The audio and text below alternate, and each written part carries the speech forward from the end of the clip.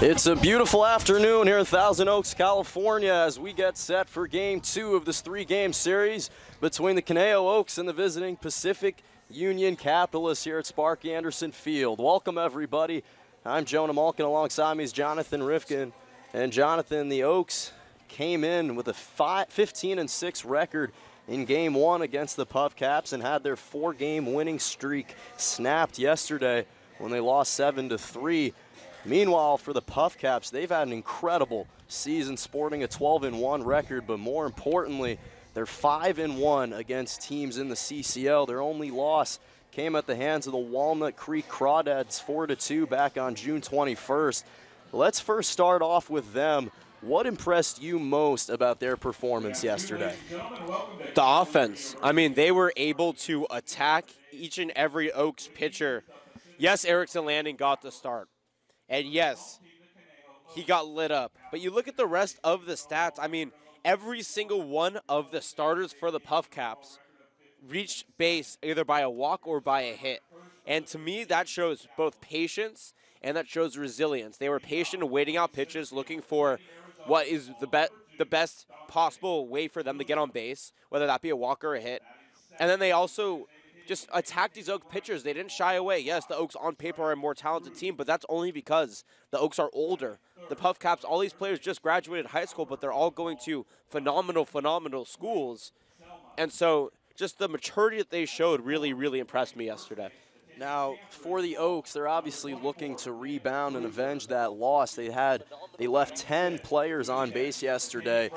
What stood out to you from their performance, and what must they do differently tonight to perhaps change the outcome of tonight's game? Runners left on base. That is the biggest question mark from yesterday's game. They left a total of 9 runners left on base. And if you're Coach Solis, you're shaking your head. Also, they have to get off to an earlier start, a better start in the earlier part of the game. They were retired 9 straight, actually 10 straight before they finally got a walk drawn by Jason Oliver, the number 2 batter in the 4th inning.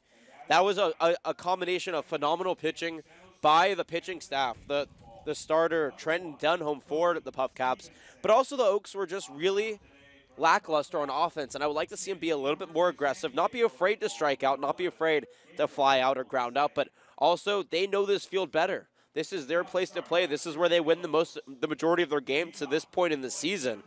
So they just need to play like it is their home. It is theirs to protect. Yes, this game, in the grand scheme of things for them in the CCL, doesn't mean too much, but this is a very big deal in terms of they have to protect their home, and that's what I would like to see out of them today.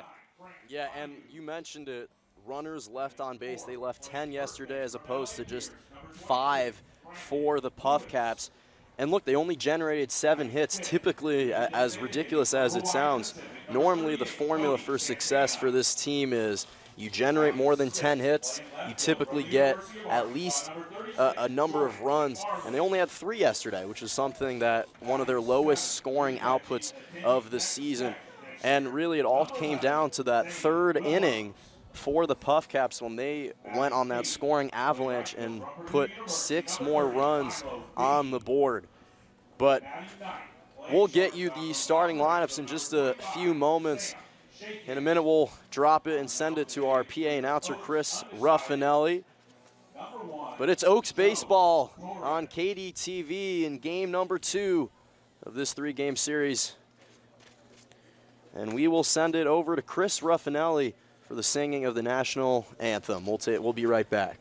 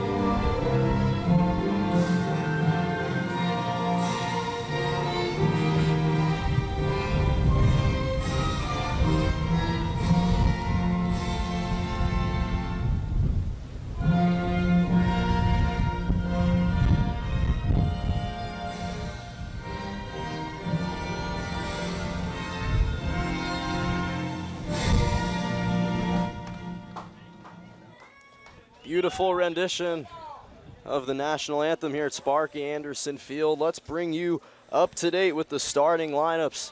First, for the Pacific Union Capitalists coming in 12-1 on the season. Dante Williams will lead off in the 1 spot. Trey Cruz in the 2 spot. To final out the top of the order, Quinton Selma, the 3rd baseman from Cal. Nick Brewster in the 4 spot. Zach Presno in the 5th spot. And in the 6th spot is Steven Rivas, the Long Beach State. Drew Williams in the 7th spot. Tim Tawa in the 8th spot. And to complete the bottom of the order, Cody Stevenson. And on the mound for the Oaks, Joe Torres making his first start for the Glendale Community College Products. And in the field, Grant Mayo over at 3rd, Sam Shaken in short, Max Weinstein at 2nd, Brandon Lewis over at 1st. In the outfield, Milo Beam. In right field, DJ Miller in center, and Jordan McFarland in left. And Johnny, it's interesting, the Puff Caps, they were a part of the CCL back in 2014 temporarily for 1 year. But because of CCL regulations, you can only allow 2 high school graduates to be a part of your team because this is a collegiate league. But what you mentioned, all these high school graduates playing for really talented programs. This isn't just any ordinary high school graduates team. No, and there was talk of, should we make the Puff Caps a typical collegiate team where we will get players from college towns, or from college, who have played at least 1 year, instead of using just high schoolers who are headed to big D1 schools. And I'm happy they decided to not go that route and decide to be a travel team instead, because this is an incredible, unique team that a lot of players around the country don't have the opportunity to see coming straight out of high school. So a very smart move on the Puff Caps management part to keep the team out of the CCL, keep it as a travel post-grad high school team, and it really, really pays off well for them. And I think it is a wonderful program and a great team. Certainly gives these young players an opportunity to grow and play against elite competition. And Dante Williams will step in as we get underway here in the top of the first. Start time 5:02. Beautiful day, 75 degrees, about 5 to 10 mile-an-hour gusts in right field. Just a beautiful day for baseball as we get set for the first pitch. Torres has yet to start a game, but looking to get off to a good start here. Fires the 0-0, taken over the heart of the plate for strike 1.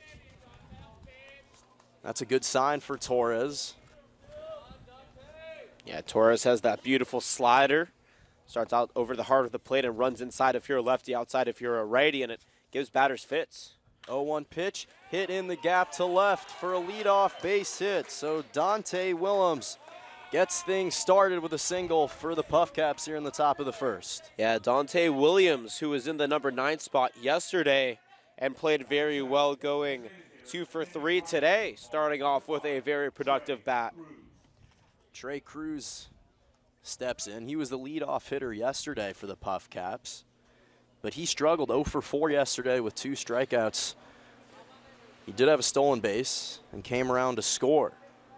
So runner at first, Torres sets and fires the 0-0. That's fouled out of play for strike 1. And for the Puff Caps, they actually struggled out of the gates yesterday. Erickson Lanning was the starter for the Oaks, retired the first 3 batters. The Puff Caps looking to change that with a more optimistic start. I think at the end of the day, Jonah, the Puff Caps are happy with that 7-3 win. I would surely be happy with that. 0-1 pitch, runs outside for ball 1. And we've stressed the importance for the Oaks. The first 3 innings are so crucial for them. And in the top of the 6th, that's when the game really got away with them. The Puff Caps put 6 on the boards. 1-1, runs upstairs for ball 2. Back pick attempt over to first comes late. You want to hear something interesting, Jonah? Actually, we're going to save it. I'm going to save this for a little bit later. We'll have some downtime in this game. I just learned something very interesting. You can indulge me. I'll save it. I'll save it. I'm excited to say it, but I'll save it. Wait until we get a couple more viewers joining us. Willems over at first. Torres fires the 2-1. Beautifully placed on the outside for strike 2. Torres likes to utilize his fastball as well as the slider, and his fastball is so unique because it has that tail at the end of it, so it almost looks like it can slide a bit, along with a deadly breaking ball. Count even 2-2. 1 on and nobody away here in the top of the first. Back pickoff attempt to first comes late.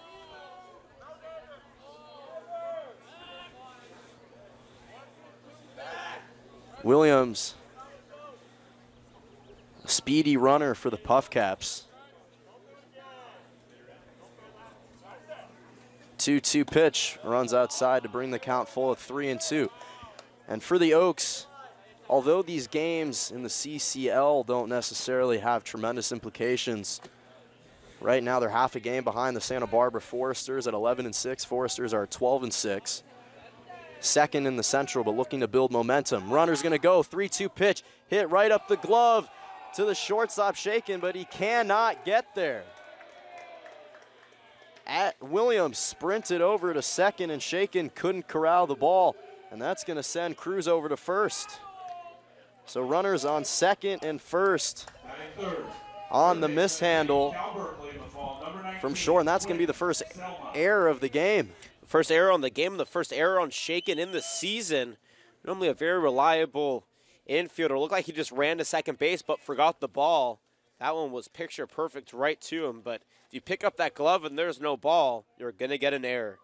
It's certainly set up for a perfect double play situation. Shaken just had to glove it, tag the base, and make the play to first, but good job from the Puff Caps runners to run all the way through the tag. And Quinton Selma, third baseman out of Cal, steps in, takes that pitch outside for ball 1.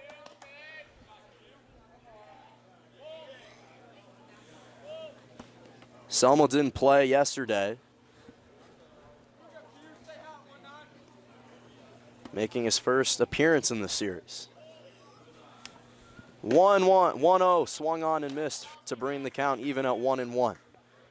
Beautiful pitch, fastball on the inside. Catches Selma looking.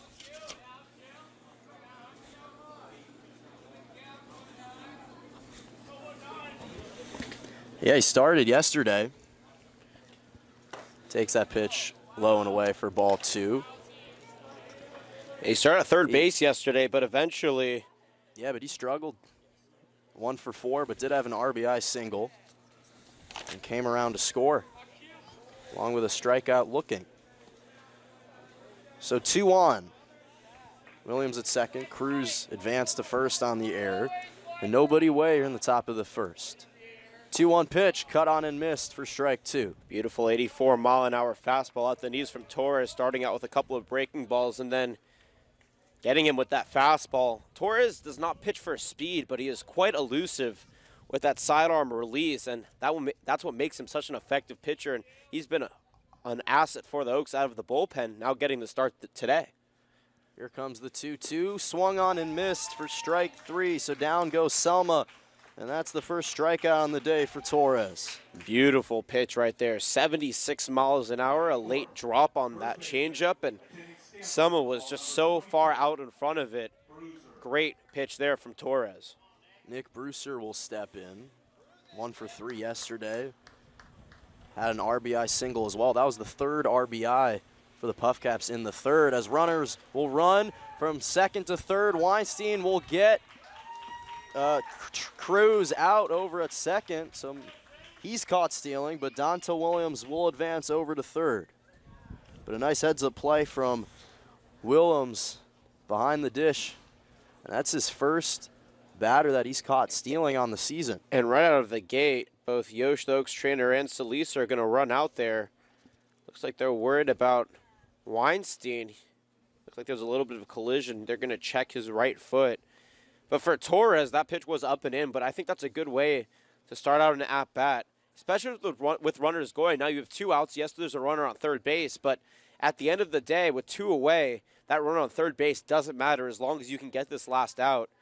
And with that runner on second base now gone, or from first base running to second base now gone, you're in a prime position to get your team out of the inning without giving up a run. And I guess now that we have some downtime, Jonah, I can tell you what I learned, because, you know, technology these days does enable us to learn a lot of amazing things.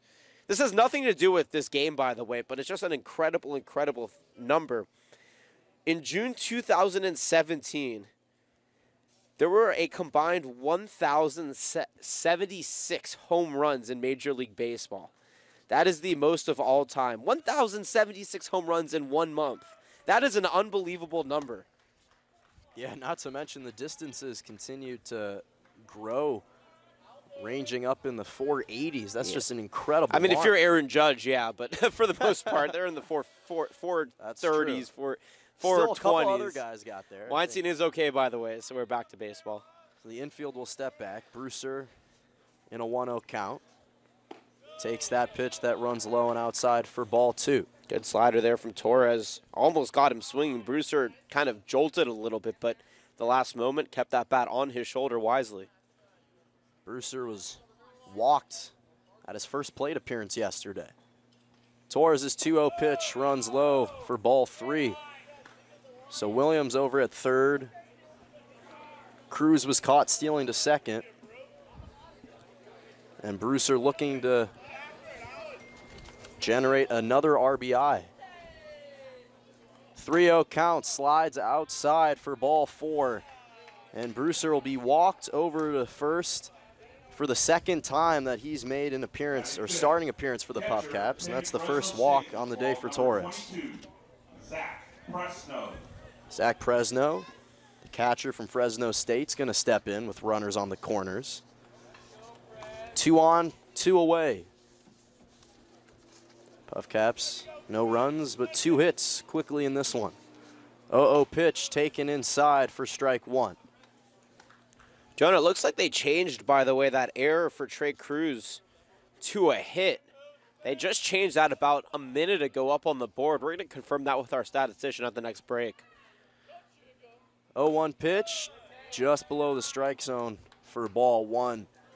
And that's another one of those deadly pitches from Torres that just dropped below the strike zone.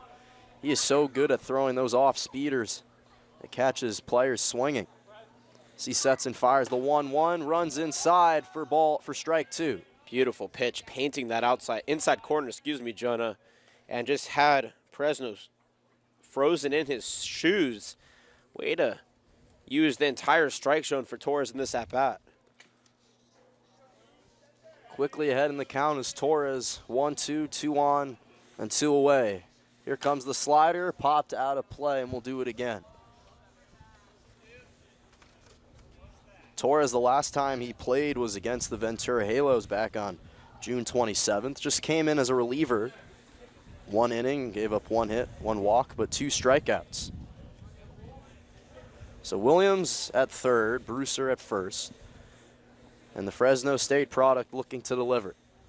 1-2, chopped into left center, and that one is going to be caught by McFarland, making the diving grab for out number 3. So a highlight reel ends the top of the first as the Puff Caps get no runs on 2 hits, no errors, and 2 left on base. We're through half an inning here at Spark Anderson Field. Don't go anywhere. We'll take a short break.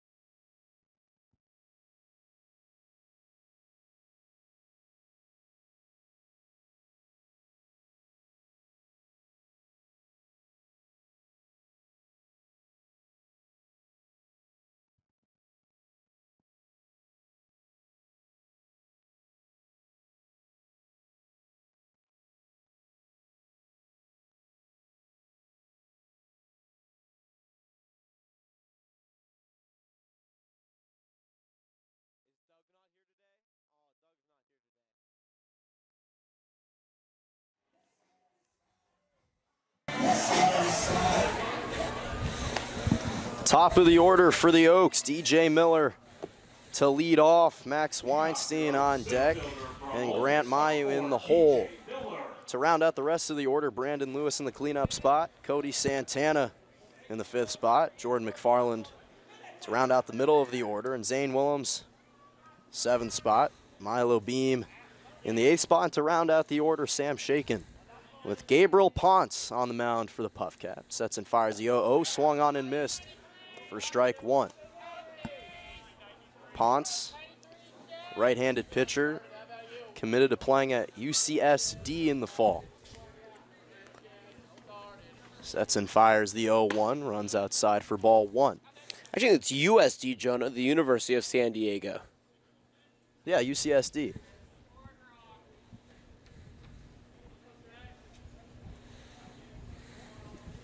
Miller takes that one over the heart of the plate for strike 1. Miller was 0 for 4 yesterday with a strikeout, a walk, and advanced on a fielder's choice.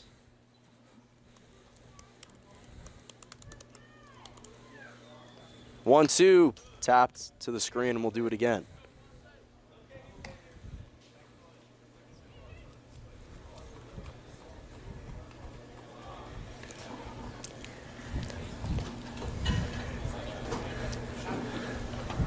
Ponce sets and fires the 1-2, and foul against the screen again for the Ole Miss Rebel.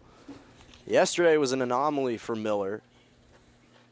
He's one of the top hitters that the Oaks have, batting .386 on the season, which is one of the tops in the CCL.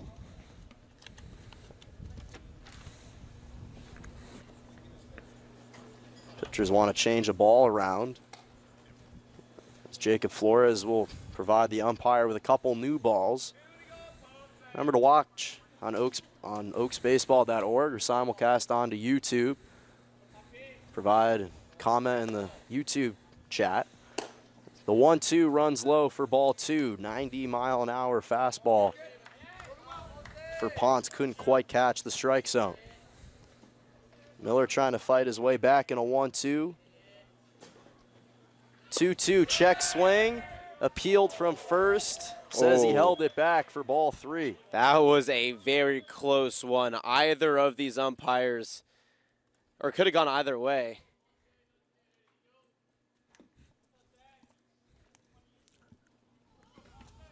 Here comes the payoff pitch.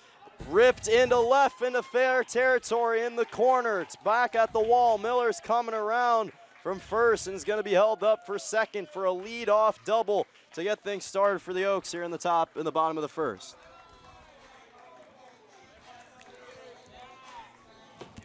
Second baseman from Cal Lutheran, number 19, Max Weinstein. And Max Weinstein will step in. He got the day off yesterday.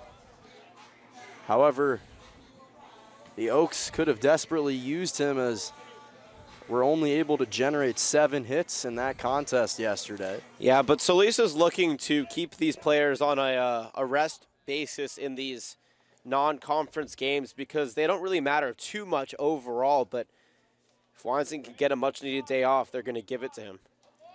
Weinstein takes that pitch for strike 1. The last time he played was against the Ventura Halos, where he went 2 for 4 with an RBI triple and a walk for the Cal Lutheran Kingsmen.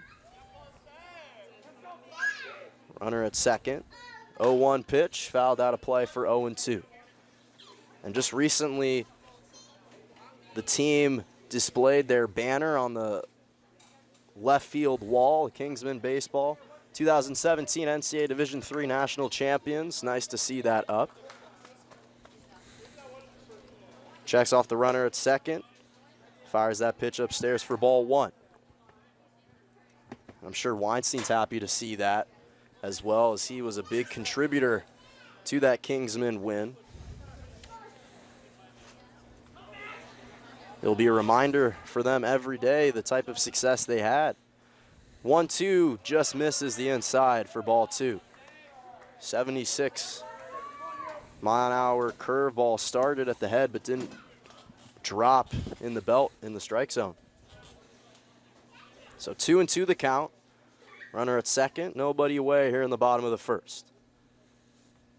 Ponce sets and fires the 2-2 that just misses the outside to bring the count full. Yeah, he overextended on the release. You can kind of see it as his right arm came around and ended towards his left hip. As soon as that ball was released, you could tell that it had enough speed and it was just a little bit off center. And that gave Max Weinstein ball number 3. Second consecutive full count pitch coming. Checks the runner at second. Ponce fires the payoff pitch. Runs just above the strike zone for ball 4. So Weinstein at first, Miller at second. It's the first walk given up from Ponce on the day, and Grant Mailloux will step in. Good eye there from Weinstein. Now he's on the base path, and this is exactly what you want if you're the Oaks. You have your fastest runner at second base and your smartest runner on first base, with the middle of the order coming up that has been hitting fairly well in the last couple of games. It's hard to complain about that. And by the way, for the Oaks, they're batting .299 as a team on this season. They were batting .320 going to yesterday's game, but only those 7 hits really dropped it. .299 is still a phenomenal, phenomenal number for this team. We'll see if they can pick it back up in this game. Head coach Mike Zarelli having a meeting with the infield currently. He's entering his 5th season, or in the middle of his 5th season as the head coach for the team. Led them to an outstanding 25-14-1 record this past season, and 28 of those games were against CCL teams. Not to mention led them to a 35-3-2 record in the program's first summer in 2013. And took 2 of 3 against the Santa Barbara Foresters a couple years ago. So he does a nice job of recruiting young, talented players. Runners at second and first. Mailloux takes that pitch outside for strike 1. Mailloux struggled mightily, 0 for 5 yesterday with a strikeout. Did hit one deep into center. Probably hit it about 390 feet, but not deep enough. 0-1 slider runs above his head for ball 1. Supposed to be a slider, but didn't slide very much. Kind of lost the seams, did Ponce. Good job by Mailloux getting out of the way of that one. Yeah, and we saw yesterday Oliver got hit in the head by a pitch, so Mailloux did a nice job evading it. 1-1, swung on and missed for strike 2, and Mailloux fell down on his knee on that one. Ponce threw another 90-mile-an-hour fastball that caught Mailloux on his knees. And Weinstein at first, Miller at second. 1-2's the count. Pitch taken low inside for strike 3, and Mailloux does not like that call. But that will be Ponce's first strikeout issued on the day. That was a beautiful curveball, started up in the shoulders, dropped below the knees on the inside, and just caught that corner for a beautiful strikeout. And Brandon Lewis, the hero, a few days ago against the Ventura Halo, steps in, gave them the 5-4 lead with a solo home run in the top of the 10th. Takes that pitch upstairs for ball 1. And we got a chance to speak with him and actually hand him the ball that he hit over that part, over the center, left center wall. He was elated to have that. And why wouldn't he be? Hit a huge run. They gave the Oaks the win as that 1-0 pitch drifts outside for ball 2. The Pierce College product plays with fellow teammate Will Picketts. He was reactivated today, got the day off yesterday. Him and Weinstein returning to the starting lineup. So 2 on and 1 away. 2-0 pitch, fouled back at the screen right in front of us for strike 1. Yeah, right off the helmet of Presno behind the plate. He's going to shake it off, but as a catcher, that's kind of scary. You have a ball coming right at you off the tip of a bat, but that's why they have that protection. A good job from Presno shaking it off as he exchanges some words with his pitcher. Lewis has batted .274 on the season, but he has struck out 20 times, leads the team in strikeouts. Ponce checks the runner at second, fires the 2-1 that runs upstairs for ball 3. So quickly, Lewis ahead in the count.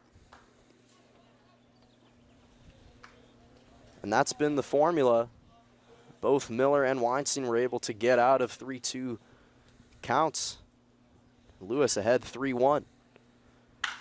And Lewis skies that one deep into left, is drifting out of play over the left part of the wall, but it's going to actually be caught by Tawa, nearly drifted out of play, but Tawa able to grab that one right by the 325 pole. What a catch over there by Tawa. Yeah, if that was about 3 feet higher, would have hit the foul pole. That ball was the highest hit ball that I have seen this season. Beautiful hit, even better catch out there in left. That one was rocketed sky high. Almost lost track of it for a second.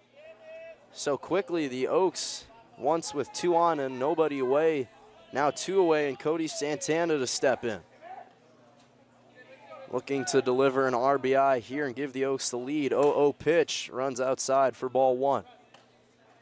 Santana, the designated hitter in today's game. Played yesterday in the cleanup spot. Went 1 for 4 with a strikeout. He was also hit by a pitch. That was the second Oaks batter to be hit by a pitch in yesterday's contest, as Presno and Ponce have a quick meeting on the mound. And if Ponce can get out of this inning not giving up a run, that'll be a moral victory for him after giving up a leadoff double and then a walk to Weinstein.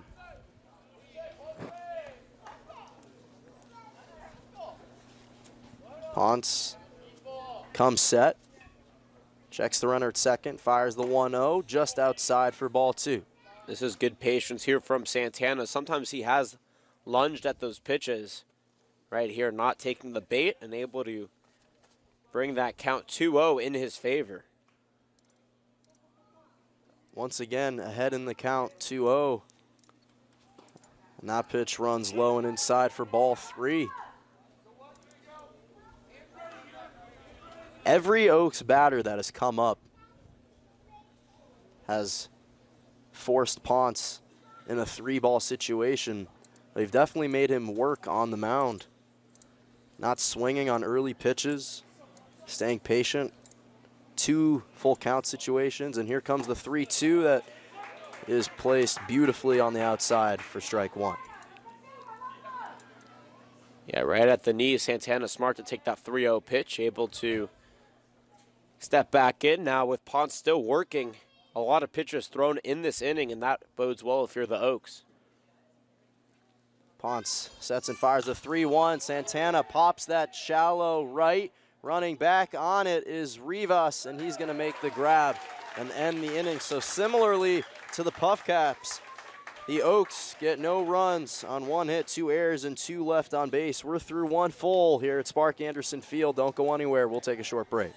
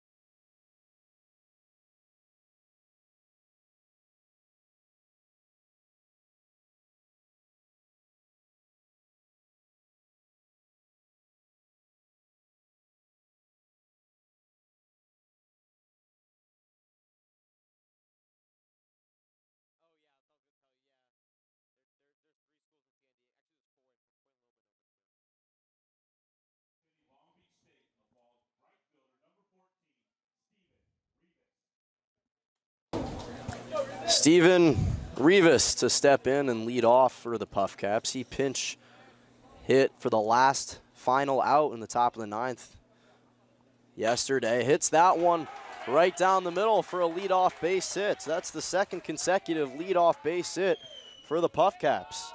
And on one pitch, too, not a bad start here for the Puff Caps. But Torres doing a very good job keeping composed on the mound. He has a very good stature, and I would expect him to shake this one off and pretend like there's nobody on base with nobody away and restart this inning.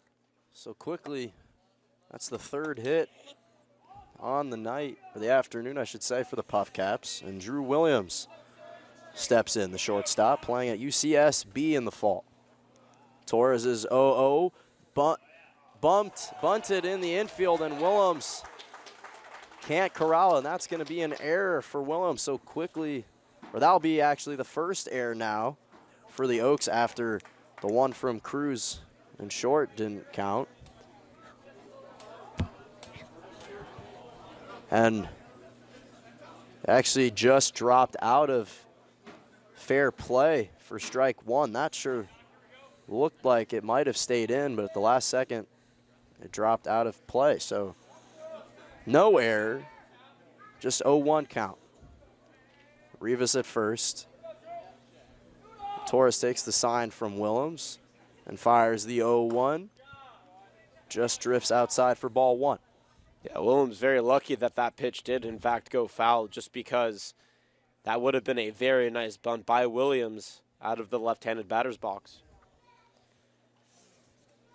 So now in a 1-1 count, Willems looking to get on base. Runner's going to go, and Willems fouls that out of play for strike two. And we've seen a lot of that, Johnny, where runners from first will take off to second regardless of what the batter in the box is planning on doing. Well, it tends to be a hit-and-run situation if the batter does swing, because a lot of times in a 1-2 count, you never send a runner, because why would you risk a double play? But if the batter is swinging, then it makes sense to send that runner and try to eliminate the double play threat. So I definitely understand why that was called. Torres sets and fires the 1-2. That's popped into center. Miller's going to come and get underneath it, and it's going to drop. And that's a second consecutive base hit for the Puff Caps to get things started in the top of the second. Yeah, it seems like Miller thought that Weinstein was able to get it, so he put on the brakes a little bit, but Weinstein thought Miller was going to get it, and that's where communication plays a big part in baseball, is in situations just like that. And when you have a miscommunication and that ball drops, that doesn't bode well for your defense. So second consecutive hit puts Williams over at first and Rivas at second in a similar situation to the Oaks with nobody away here in the top of the second. Tim Towell will step in, the left fielder. As the 0-0 shows bunt, but taken, the back pick attempt to second comes late. And now will be strike one. So Towell was looking to bunt in the infield to advance the runners, but couldn't quite make contact with the ball. Committed to play for Stanford Cardinal in the fall, along with fellow teammate Nick Brewser. Torres is 0-1, slides, and that's popped into right. Beam's going to make the catch and throw it over to third, but not going to get there in time. And Rivas, stumbling over, does manage to advance over to third. Yeah, nice sacrifice fly there. Got it deep enough where Rivas is able to tag on that catch. Nice job there from Tawa. Now with a runner at third and a runner at first with only one away. The Puff Caps are in prime position to take an early lead here. Yeah, the Puff Caps had runners on the corners in the first inning as well. Couldn't capitalize with Williams over at third and Brewser at first in the first inning, but now, once again, 0-0 pitch taken from Stevenson for ball one. So Rivas over at third and Drew Williams this time over at first. Cody Stevenson steps in the ninth spot 1-0 pitch, runs low and outside for ball 2. Stevenson, despite his shorter stature at 5'7", 155, delivers a lot of punch. He was, in 2015, the first team infield in the MVA League and batted an impressive .547 as he fouls that one out of play for strike 1. Not to mention a speedy base runner as well, had 17 stolen bases this past season. From Fremont, California. The Puff Caps on no runs, have 4 hits and no errors with 2 on the corners here in the top of the second. Torres checks the runner at third, fires the 2-1. That's popped out of play again for strike 2. Wind's dying down a bit. Sun's still shining bright, but not as powerful, at least as it was earlier. Typically our games, or the Oaks games, have started at 4:30, a little later start, 5 o'clock today. So we're getting a nice cooler breeze, low 70s right now. Torres checks the runner at first, sets and fires the 2-2 to Williams. That slides and catches the outside corner for strike 3. Beautiful slider from Torres. Catches Stevenson looking for the second strikeout for Torres on the day. And just like that, Puff Caps are not happy with that call. That looked like it caught the outside corner. A nice pitch there from Torres, but obviously Mike Zarelli disagrees. Yeah, he is heated right now with the home plate umpire. Cannot believe the call, saying from his vantage point, he can't believe it caught the outside corner. And I believe that there was also a warning issued to the bench of the Puff Caps, the umpire writing that in. If they get another warning, I'm not quite sure actually what happens. I've never seen a bench get more than 1 warning in CCL play, and I haven't seen an official ruling on what the penalty is for that, because you can't just eject an entire bench. It's not like the NBA. It's no Joey Crawford, Tim Duncan situation, but... Oh, that Joey Crawford, that Shaqtin' a Fool, where he's running around and chopping with his the Velociraptor with his hands on his hips, saying, "He's out, he's out, he's out." Oh, that's a great. I've never seen that. I've seen that with managers in the CCL. I've never seen that with a bench. Top of the order once again for the Puff Caps as Williams takes that for ball 1. Williams led things off for the Puff Caps with a single and advanced all the way over to third with a stolen base, looking to make himself 2 for 2 on the day. Torres sets and fires the 1-0 slider that just misses the outside, and that was a similar ball to the one that he struck out Stevenson on. But I guess the home umpire felt that one didn't quite get over the strike zone. So still in a 2-on, 2-away count situation here. 2-0 count, fired, fouled out of play for strike 1, and Williams is a little shaken, might have clipped his foot again. Yeah, Williams just sliced it off that inside part of his foot. He is walking it off. I would assume that he'll be just peachy in the next couple of seconds to be able to take the batter's box once again. Williams was 1 for 2 yesterday. Showed incredible amounts of patience, had 2 walks and a run scored, but was tagged out in a pickle situation, which was one of the few that we've seen all season. Torres, though, ahead, or down the count, 2-1. That one's ripped down the center field, and that's going to be a base hit and bring Rivas home for an RBI single. Dante Williams delivers the RBI single, and the Puff Caps lead 1-0 here in the top of the second. Nice rip there in the shallow left center field. Able to take a fastball over the plate and give his team the early lead, one that they'll need here, because I know the Oaks are itching to get back on offense and try to capitalize on a 2 left on inning back in the first, but if the Puff Caps can get those runners around, bodes well for them. So for the second consecutive game, the Puff Caps strike first here at Sparky Anderson Field. So runners on second and first, and Trey Cruz will step in as the 0-0 pitch, taken outside for strike one.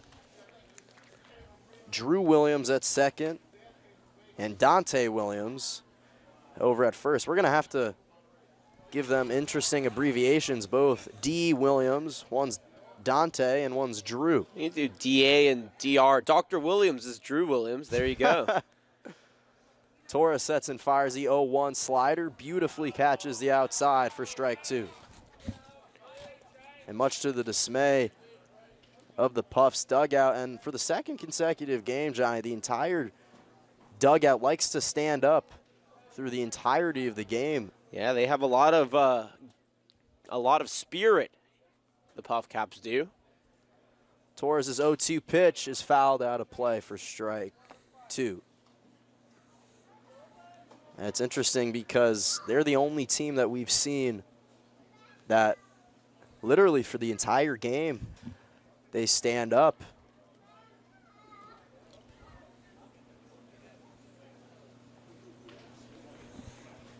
So runners on second and first, 2 away. Puff Caps lead 1-0. Torres steps off. Nearly committed a balk, but was able to hold his foot on the mound. And the Puff Caps on 1 run have 5 hits already, and we're still at the top of the second. Torres checks the runner at second, fires the 0-2 that just misses the outside for ball 1. 75-mile-an-hour fastball from Torres. Typically throws in that middle 80 range.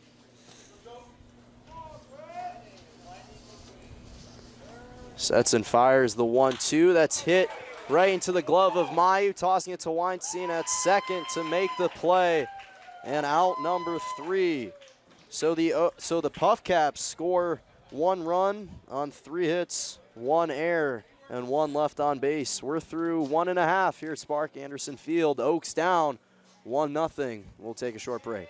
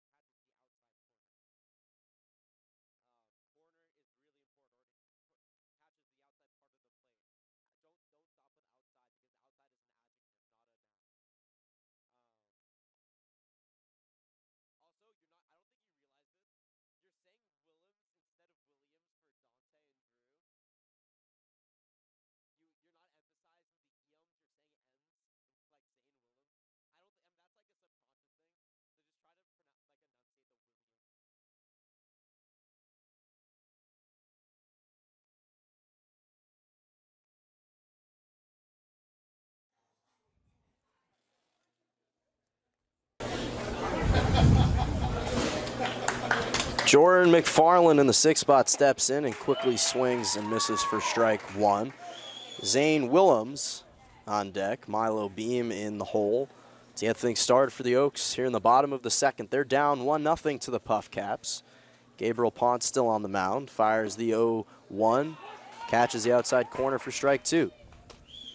Ponce on the day has just given up 1 hit, along with 1 walk and 1 strikeout. But quickly ahead in the count here as he sets and fires the 0-2. That's grounded to third, gloving it and tossing it over to first to Bruiser to make the play as Selma for out number 1. So quickly down goes McFarland. And Zane Willems, the future Texas Tech Red Raider, steps in.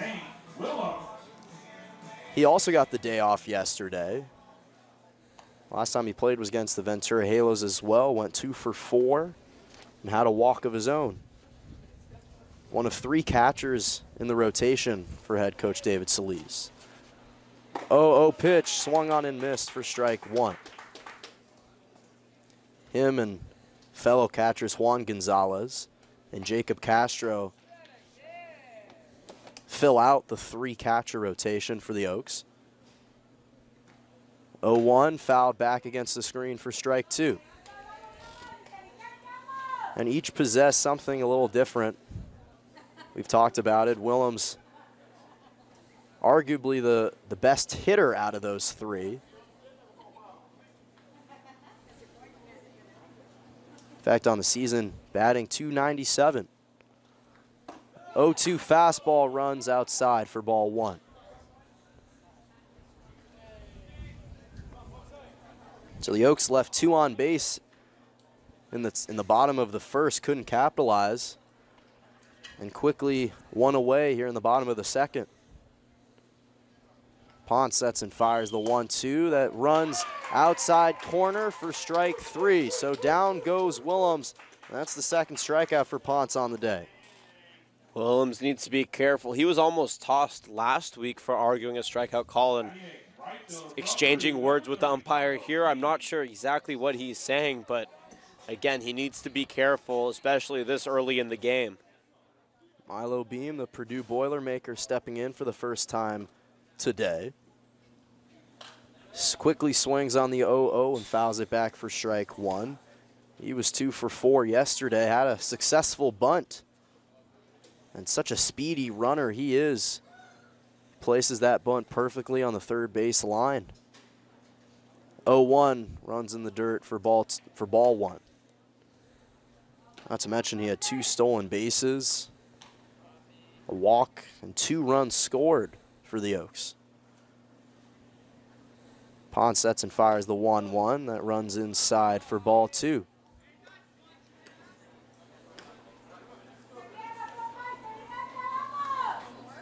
Being one of the most reliable outfielders that Coach David Solis has.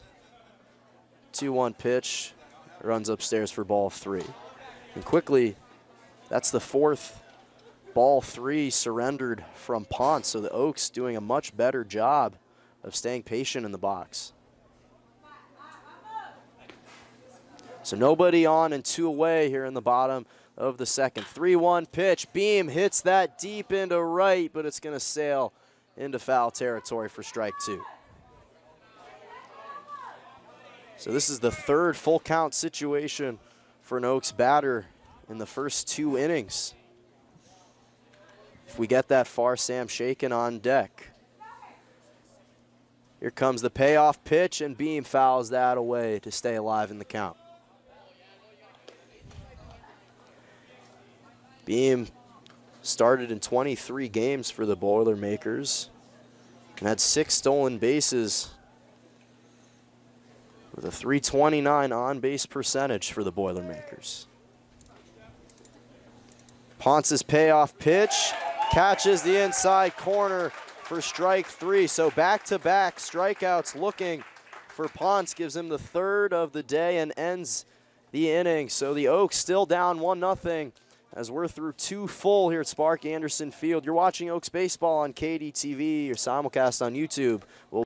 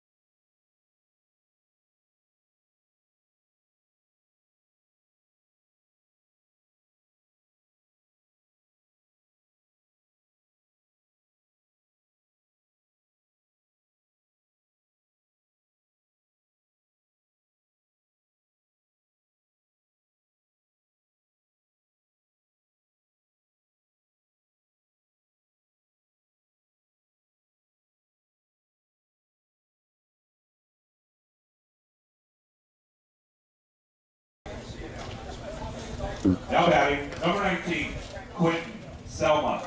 Quentin Selma to lead off for the Puff Caps, and Joe Torres' day on the mound is done with David Appleby, the new pitcher, on the mound to get things started in the top of the third. As the Oaks still down 1-0 here in the top of the third. That's tipped into the glove of Willems for strike one. Torres on the mound in 2 innings, gave it 5 hits, 1 run, 1 earned, 1 walk, and 2 strikeouts. As Appleby steps in, fires the 0-1 fastball inside for strike 2. 88-mile-an-hour fastball for the Santa Barbara Community College product. Also lives close by, Westlake Village. 0-2, cut on and missed for strike 3. So down goes Selma, and that's the first strikeout of the day for Appleby. Yeah, Appleby started his career at the University of Utah, where he redshirted and transferred. He has a lot of talent, a mean fastball up at the upper 80s, good control. Pitched at Agora High School, which is just down the road from here, so he knows the area very well. He's actually off for the last 2 weeks on vacation, but the Oaks are happy to have him back. Brewster will step in and take that pitch outside for ball 1, and he's from your hometown, Westlake Village. You guys have some territorial ties. Well, he went to Agora and I went to Oak Park, so we are rivals. As the 1-0 pitch taken inside for strike 1. We actually, there's a battle between those two schools. They're both on Canaan Road, the quest for Canaan, if you will. 1-1 swung on and missed for strike 2. Yeah, in baseball, Agora tend to win under David Appleby back when he was with the Chargers, but every other sport, Oak Park tend to take the cake. I could understand that rivalry playing a factor. 1-2 fastball runs low and outside for ball 2.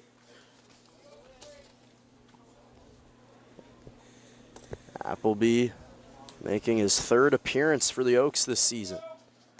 2-2 pitch, catches the inside corner for strike 3. So back-to-back strikeouts from Selma and Brewster gives Appleby quickly 2 strikeouts on the day. Number 22, Zach Presno. That one was looking as well, as Zach Presno will step in for the Stanford Cardinal. 0 for 1. Flew out to left in the first. Quickly in a 2-away situation. 0-0 pitch from Appleby, runs inside for ball 1. That one nearly clipped perhaps his left hip, but he's able to step back and evade that pitch. Appleby gets the sign from Willems and fires the 1-0, and identical inside for ball 2.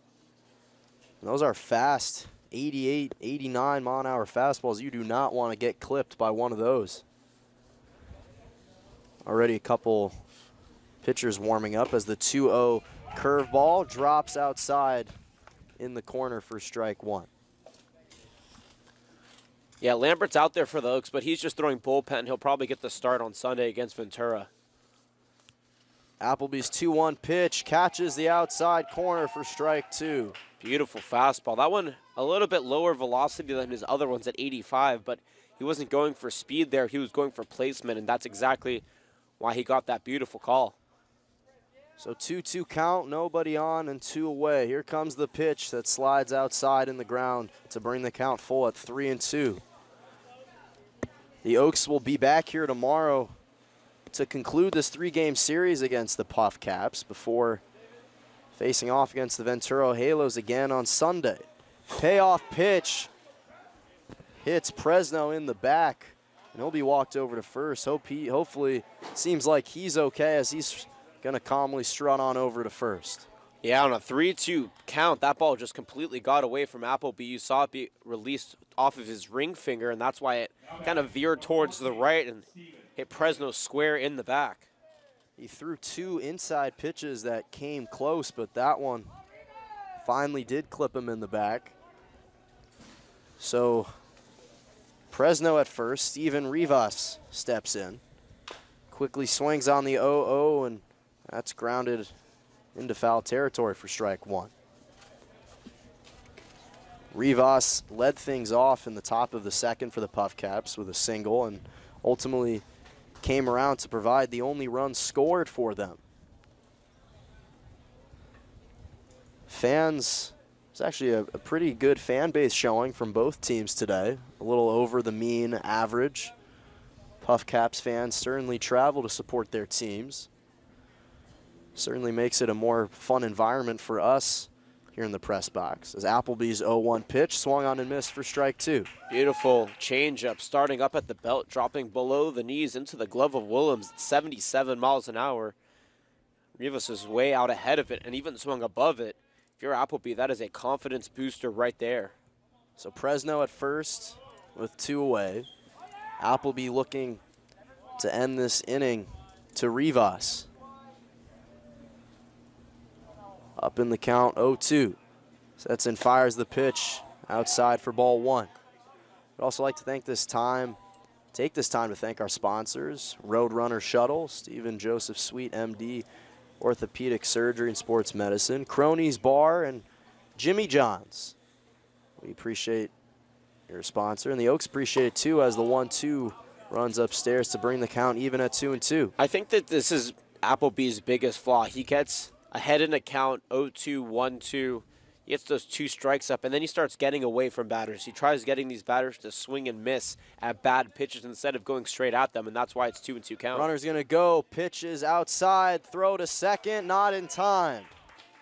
So Presno on at second with a successful stolen base, and the count is full to Rivas at 3-2. And that last pitch kind of proved my point. He was up in the count 0-2. Now he's brought the count full to 3 balls and 2 strikes, and that's rough because he stopped going away, or he stopped going directly at Rivas and started to pitch away, and it's really hurt him. That's the 4th full count situation here as the payoff pitch swung on and missed. For strike 3, Willems going to toss it to Lewis at first to end the inning. So the Puff Caps leave 1 on no runs, no hits, and no errors, but they lead 1-0 as we're through 2.5 here at Spark Anderson Field. But the Oaks coming up to bat, looking to strike. And we'll take a short break.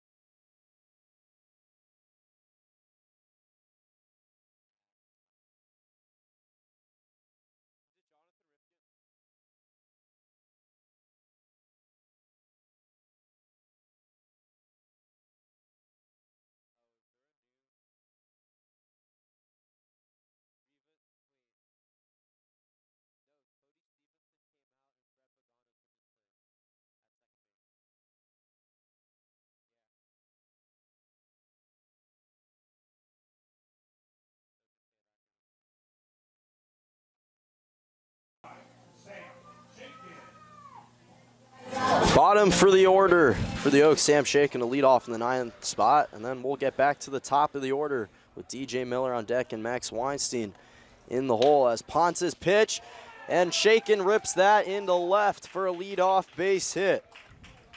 So quickly, Sam Shakin gets on base and gets things started for the Oaks here in the bottom of the 3rd. A little lay of the land for you for the Oaks, for the Puff Caps infield. Brett Pagano in second base, taking over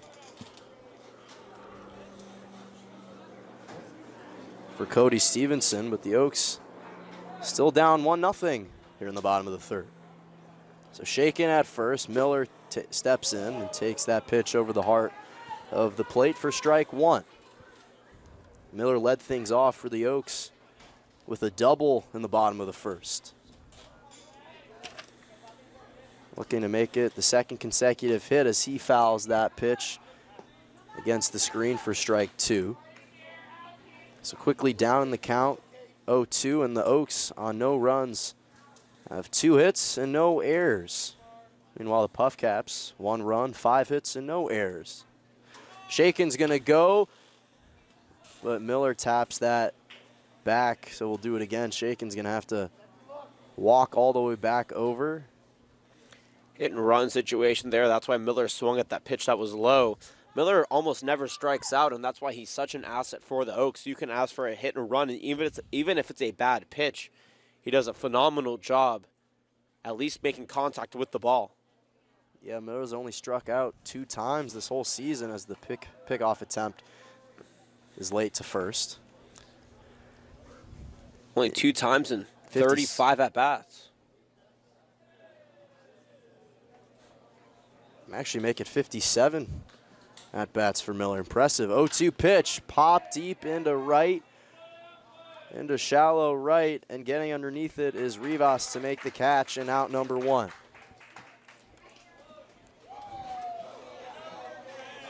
So Shakin still at first, and Max Weinstein to step in. 0 for 0 on the day with a walk in the first. That was the first and only walk issued from Ponce on the day.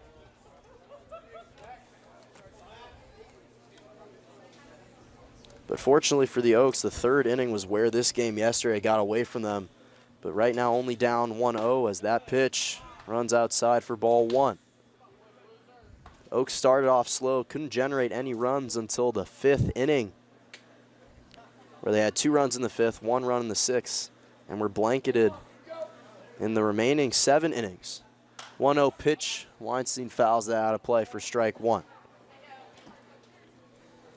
On the flip side, the Puff Caps, identically to this game, put 1 run on the board in the top of the 2nd, but then exploded in the 6th to put 6 on. So 1's across the board, 1 ball, 1 strike, and 1 away with 1 on here in the bottom of the 3rd. Ponce's 1-1 pitch runs in the dirt for ball 2.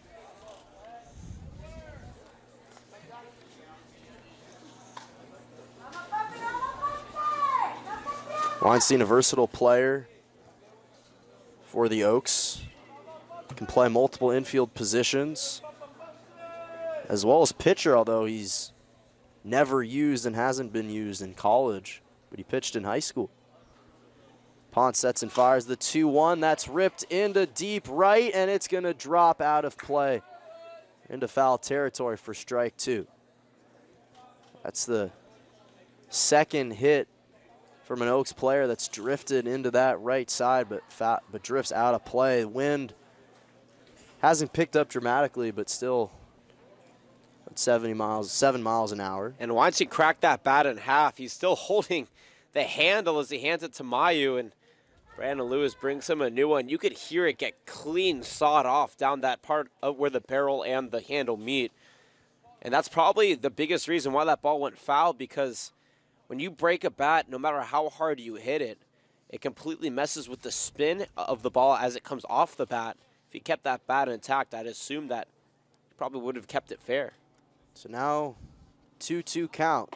Pitch taken outside corner for strike 3. So down goes Weinstein, and he's down looking, and that's the 4th strikeout on the day for Ponce. Beautiful pitch on the outside corner.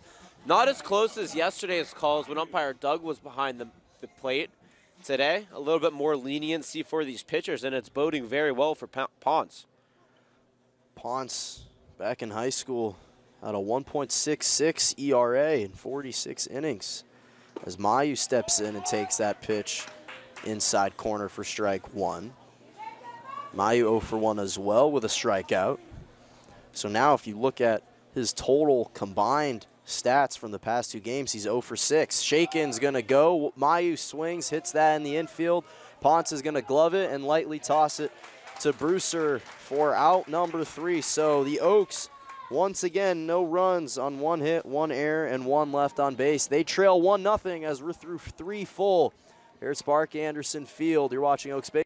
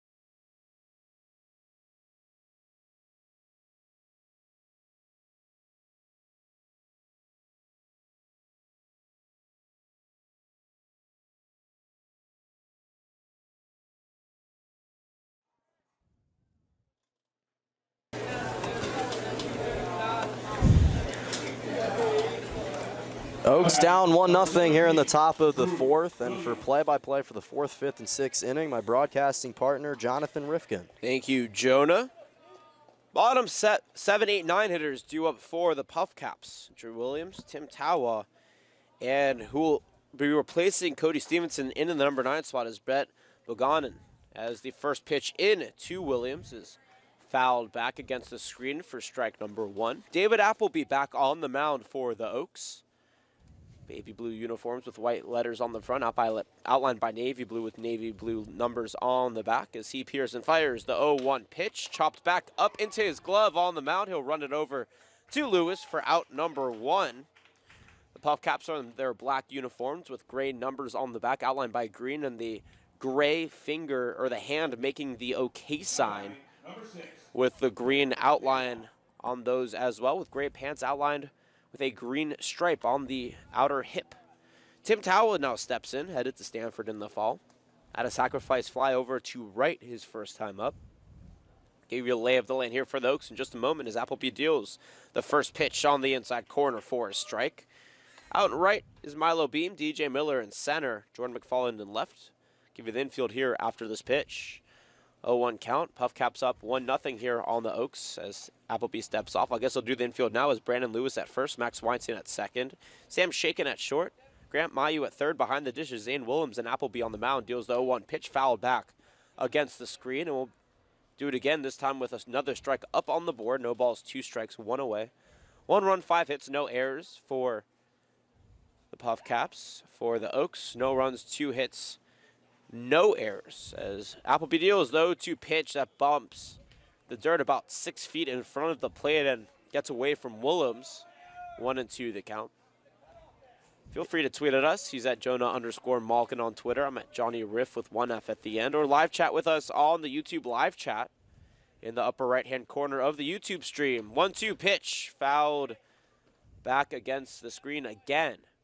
1 ball and 2 strikes for a second straight time. A couple of Oaks players warming up in the pen. We'll get you those in just a moment. Ray Lambert was out there warming up earlier, but he is throwing on Sunday against the Halos, just throwing bullpen. 1-2 pitch is a check swing on the pitch in the dirt. Appeal over to first, and they're saying he did not go. Evens the count at 2 balls and 2 strikes. Eric Ma is warming up for the Oaks. The rising sophomore at Whitman College up in Walla Walla, Washington. A non-league game, so Solis is going to throw as many pitchers as he can. The 2-2 in from Appleby is a beautiful slider on the outside corner. Swung on and missed for strike 3. Down goes Tawa. That's the 4th strikeout on the day for Appleby. And there's 2 away, doing a very nice job. He's actually retired all but 1 batter he's faced. The 3rd batter he faced back in the 3rd inning, Zach Presno, he hit in the back. The 1 run for the Puff Caps came in the top of the 2nd inning. Brett Pagano steps in. The first pitch, he shows bunt, pulls back, called ball on the outside for a 1-0 count. 1 run, 5 hits, no errors here for the Puff Caps. No runs, 2 hits, no errors for the Oaks. As Appleby takes a breath, comes set, deals the 0-1-0 pitch outside for ball 2. Yeah, Appleby's retired 5 of the last 6 batters for the Puff Caps. He's been extremely efficient and productive on the mound today. Pagano coming in place of Cody Stevenson, who went 0 for 1 with a strikeout looking back in the 2nd inning. 2-0 pitch, drops low for ball number 3. Yesterday for Pagano, in the number 8 spot, was eventually pinch hit for in the 8th inning, but went 1 for 3 before with a single, a stolen base, a strikeout, and a ground out. On deck, Dante Williams in the top of the order. Should we get that far? 3-0 pitch. Runs low and away for ball 4. So a 4-pitch walk here with 2 away for Pagano. That's the first walk on the day for Appleby, but the 2nd for the Oaks collectively. Joe Torres, who started the game, had a walk as well. And now Dante Williams in the top of the order steps in, 2 for 2 with an RBI, a stolen base, and 2 singles. Headed to Arizona in the fall. Looking to try to extend this inning here for the Puff Caps. Top of the 4th, they're up 1-0. Runner on first base, 2 away. Lefty on righty matchup here. Appleby, the righty on the mound, comes set. Pearson fires the first pitch. Runner goes to take it low for a ball. The throw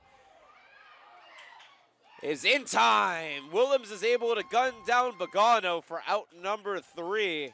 And that gets us out of the top of the 4th inning. Puff Caps lead at 1-0. No runs, no hits, no errors, nobody left on base. Well, you're watching Oaks Baseball on KDTV. We'll be right back.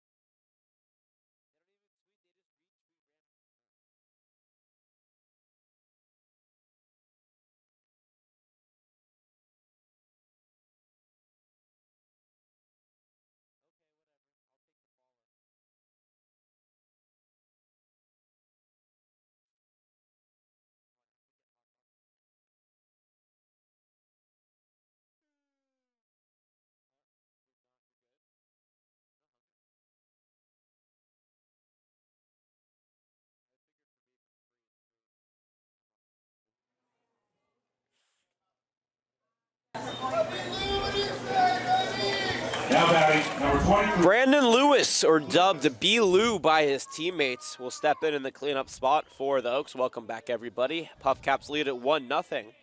Ponce is still on the mound and fires the first pitch to the Pierce Junior College product. It's ripped off the glove of Drew Williams at short and into left field for a one-pitch leadoff single here for the Oaks. A nice job there from Lewis, who's 0 for 1 on the day before that, and Williams over at short made a nice attempt at it, had it on the dive, but just dove a little bit too late as that ball went into the outfield. 1 on now, nobody away for the big bat of Cody Santana from Hawaii Pacific University. 0 for 1 on the day with a fly out to right in his one at-bat. His family sitting out in the crowd watching as their son takes the first pitch at the knees for a strike. Also at a 4.0 GPA, the All-American for the Sharks in his second year with the Oaks. Over at first base, Brandon Lewis, 1-0 our score. Puff Caps up over the Oaks. Santana strides back in, waves that bat over his left shoulder. Pox will check over Lewis at first. Not a lot of speed, but he does have 2 stolen bases and has been caught stealing once on the season. Tried stealing third base last Saturday against the Foresters when he was gunned down. 1 run, 5 hits, no errors for the Puff Caps. No runs, 3 hits, no errors for the Oaks. 0-1 pitch from Pomps is ripped high to right field. Running back on it is Rivas, and he's going to make the catch. No, he bobbles it at the warning track. Rounding second and going to third is Lewis, where he will be held up. And that is a big mistake from the right fielder, Steven Rivas, who should have had an easy out. That gives Oaks 2 runners in scoring position now with nobody away. Wow. Cody Santana got a prayer answered as he popped that one deep into right, and Rivas trying to block off the sun with his glove. And at the last second, the ball just drifted away from him, couldn't make the catch. And impressive because Lewis led off. That was the 3rd leadoff hit for the Oaks in 4 innings. They're going to chalk that up as a hit because the Sun played a little bit of defense there. Jordan McFarland steps in and takes a strike at the knees. 0-1 the count for the University of Arkansas product, batted .271 this past season in 28 appearances. Grounded out to third his first time up. Santana on second, Lewis at third on the miscue over and right. 0-1 pitch in from Ponce is popped foul into the parking lot. Just making sure it doesn't hit my car. Actually, that was really close. It bounced right over the hood. 0-2 for McFarland, batting below 200 on the season. It's been a rough one for the Arkansas Razorback. 0-2 count as Ponce delivers. And it runs upstairs for ball 1. Yeah, now Oaks once again a golden opportunity. Runners on second and third, nobody away. McFarland has a couple RBIs on the season. Couldn't come at a more optimal time if he can deliver one right here. 1-2 pitch in from Ponce. Runs outside for ball 2. This is game number 2 of 3 between these two teams. And the Oaks will finish up their weekend on Saturday on Sunday in Ventura against the Halos. 4:30 start time for that one. The outfield Monday as Ponce deals the 2-2 pitch. A one-hopper over to short, backhanded by Williams. The throw gets Brewster off the bag, and that will score a run. We'll see if they chalk that up as a single. They do give McFarland an RBI single. Some nice home scoring here for the Oaks, and they tie the game at 1 apiece. Santana stayed at second on the play. And that'll bring up Zane Willems as we have a tie ball game here in the bottom of the 4th inning. Yeah, great job for McFarland. Didn't look over at short to see if the throw was going to get there in time. Just ran all the way through the bag. And a nice job bringing home Lewis from third. Oaks with 5 hits on the board and 1 run. Same exact score line for the Puff Caps as Coach Zarelli is going to stride out and have a conversation with his entire infield. They do have a pitcher warming up. Go along for the rest of the Oaks schedule for the next couple of days. After Ventura on Sunday, they'll have a day off on Monday. Then 4th of July baseball at Pershing Park in Santa Barbara as a new pitcher is called at 4:30. Then at home against the Santa Barbara Foresters on Wednesday. So Ponce's day is done. 1-1 our score. Runners on first and second base as we hit a break. All knotted up at 1 apiece here in the bottom of the 4th inning. We'll be right back.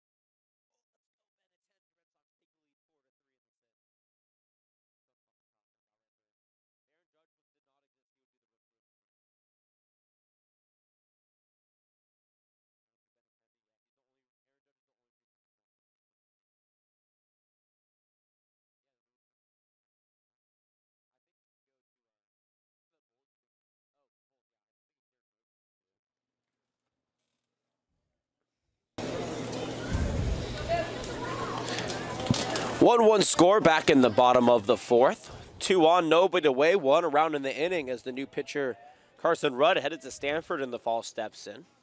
Facing Zane Willems, headed to Texas Tech in the fall 0-for-1 with a strikeout looking. First pitch in from Rudd is popped into shallow right center field, running in on his Rivas, and he will make the catch as Santana fakes the tag. But wisely goes back for out number 1. On the day for Gabriel Ponce, who started the game for the Puff Caps. 3 innings pitched, gave up 5 hits, 1 run, 1 walk, and 4 strikeouts. A nice little stat line for the starter as Milo Beam steps in. 2 on, 1 run, 5 hits, no errors for both teams here in the bottom of the 4th inning. Evenly played matchup so far as Beam on the day 0-for-1 with a strikeout looking steps in. Shout out to his mom Nellie for her support of the Conejo Oaks. As Rudd checks the runner at second and fires the first pitch. Beam shows bunt, pulls back for ball 1. He is so dangerous. You cannot honestly say about so many guys when they show bunt that they're a big threat, but Beam is actually one of those guys where when he shows bunt, he actually has the speed to get all the way over to first. 1-0 pitch, shows bunt again and taken at the knees for a strike. Not only does he have the speed, but The bunts he gets down are so beautiful. He is a master bunter. It actually looks like he's using the same bat as Grant Mayu today. The San Diego State Aztec red on the tip of the black barrel. Sharing is caring, I guess, as Rudd deals the 1-1 pitch from a high stance for ball 2. Interesting pitching rotation here for Rudd. When he comes set, he keeps the ball up with a glove, and he doesn't really rotate his entire body like most pitchers. If you see, he only takes a small step forward. Checks Santana at second and fires the 2-1 pitch. Beam shows bunt and fouls it back into the hand of Sam Shaken, who's waiting on deck. That evens the count at 2 balls and 2 strikes. Jonah alluded to our nice little fan base here for both sides. Oh, about 100 plus people here at Sparky Anderson on a beautiful Friday evening. I hope everybody's enjoying it as much as we are. As Rudd comes set on the rubber after he shakes off the first 2 pitches from Fresno. Now he steps off and wants to reset. We talked about the Oaks schedule up until Wednesday. A couple games against the Foresters and a game against the Halos on Sunday. Let's look at the Puff Cap schedule. They have off on the 2nd of July after this series ends tomorrow as Rudd comes set, checks the runner at second. Kicks and fires the 2-2 pitch in the dirt for ball 3. After their day off, they'll be headed to Palo Alto High School to take on the Healdsburg Prune Packers at 5 o'clock, another CCL North team. Then on the 5th, they'll be playing the Raleigh Factory Rockhounds at Solano College and the Neptune Beach Pearl at Laney College on the 6th, before opening up a 3-game series against the San Luis Obispo Blues at Sinsheimer. Payoff pitch is hit high to right field. Rivas is going to take a look at it and watch it glide over the wall for a 3-run home run. Milo Beam gives the Oaks an incredible 4-1 lead with one wave of the bat here. His first of the season, and the entire Oaks fan base is going crazy. Unbelievable hit from Milo Beam into that right part of the wall. That would make sense. It's the shortest part of the wall, but it did not matter. Beam, absolute beauty, crushing that thing and giving the Oaks a much-needed 4-1 lead. Unbelievable shot there, and you could just see it glide right over that fence. It actually hit the netting outside of the tennis courts. That was probably, 400 feet away, even though the 320 mark was where that ball went over. Beautiful, beautiful home run.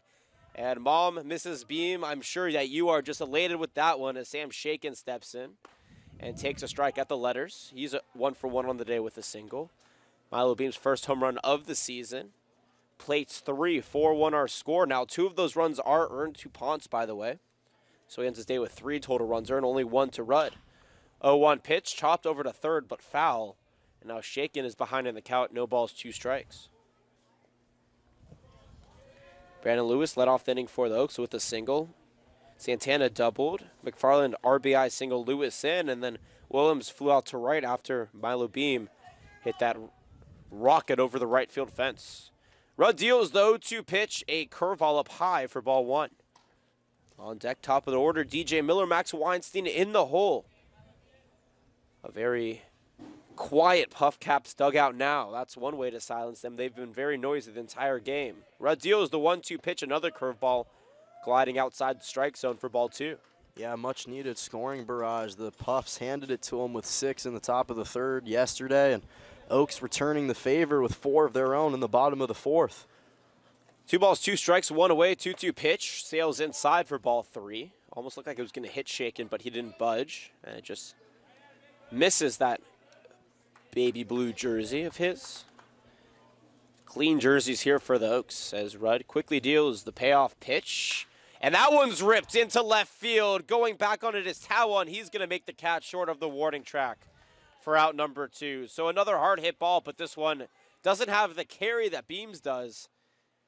2 away now for the top of the order, and DJ Miller 1 for 2 on the day with a double and a flyout, looking to extend this inning here for the Oaks, up 4-1. Yeah, and the confidence is brewing with these Oaks batters, even though that one was caught in left from Tawa. It was another really well-hit ball. The Oaks making great contact on these pitches from Rudd. Miller steps in. Rudd fires a curveball right over the heart of a plate for a strike. That's what we call a Bugs Bunny pitch, where it just glides at 70 miles an hour towards the belt. As he quickly comes set and deals the 0-1 pitch. Another 12-6 curveball. This one stays upstairs, though, for ball 1. 1 run, 5 hits, no errors for the Puff Caps. 4 runs, 6 hits, no errors for the Oaks here in the bottom of the 4th inning. Rudd deals the 1-1 pitch, and it's a hopper over to second. Pagano backhands it, gets up, and is able to fire it to Brewster in time for out number 3. Nonetheless, though, the Oaks, strike for a big 4 runs on 3 hits. Check that, 4 hits. No errors and nobody left on base. We're through full 4 here from Sparky Anderson Field. Oaks lead at 4-1. You're watching Oaks Baseball on KDTV. We'll be right back.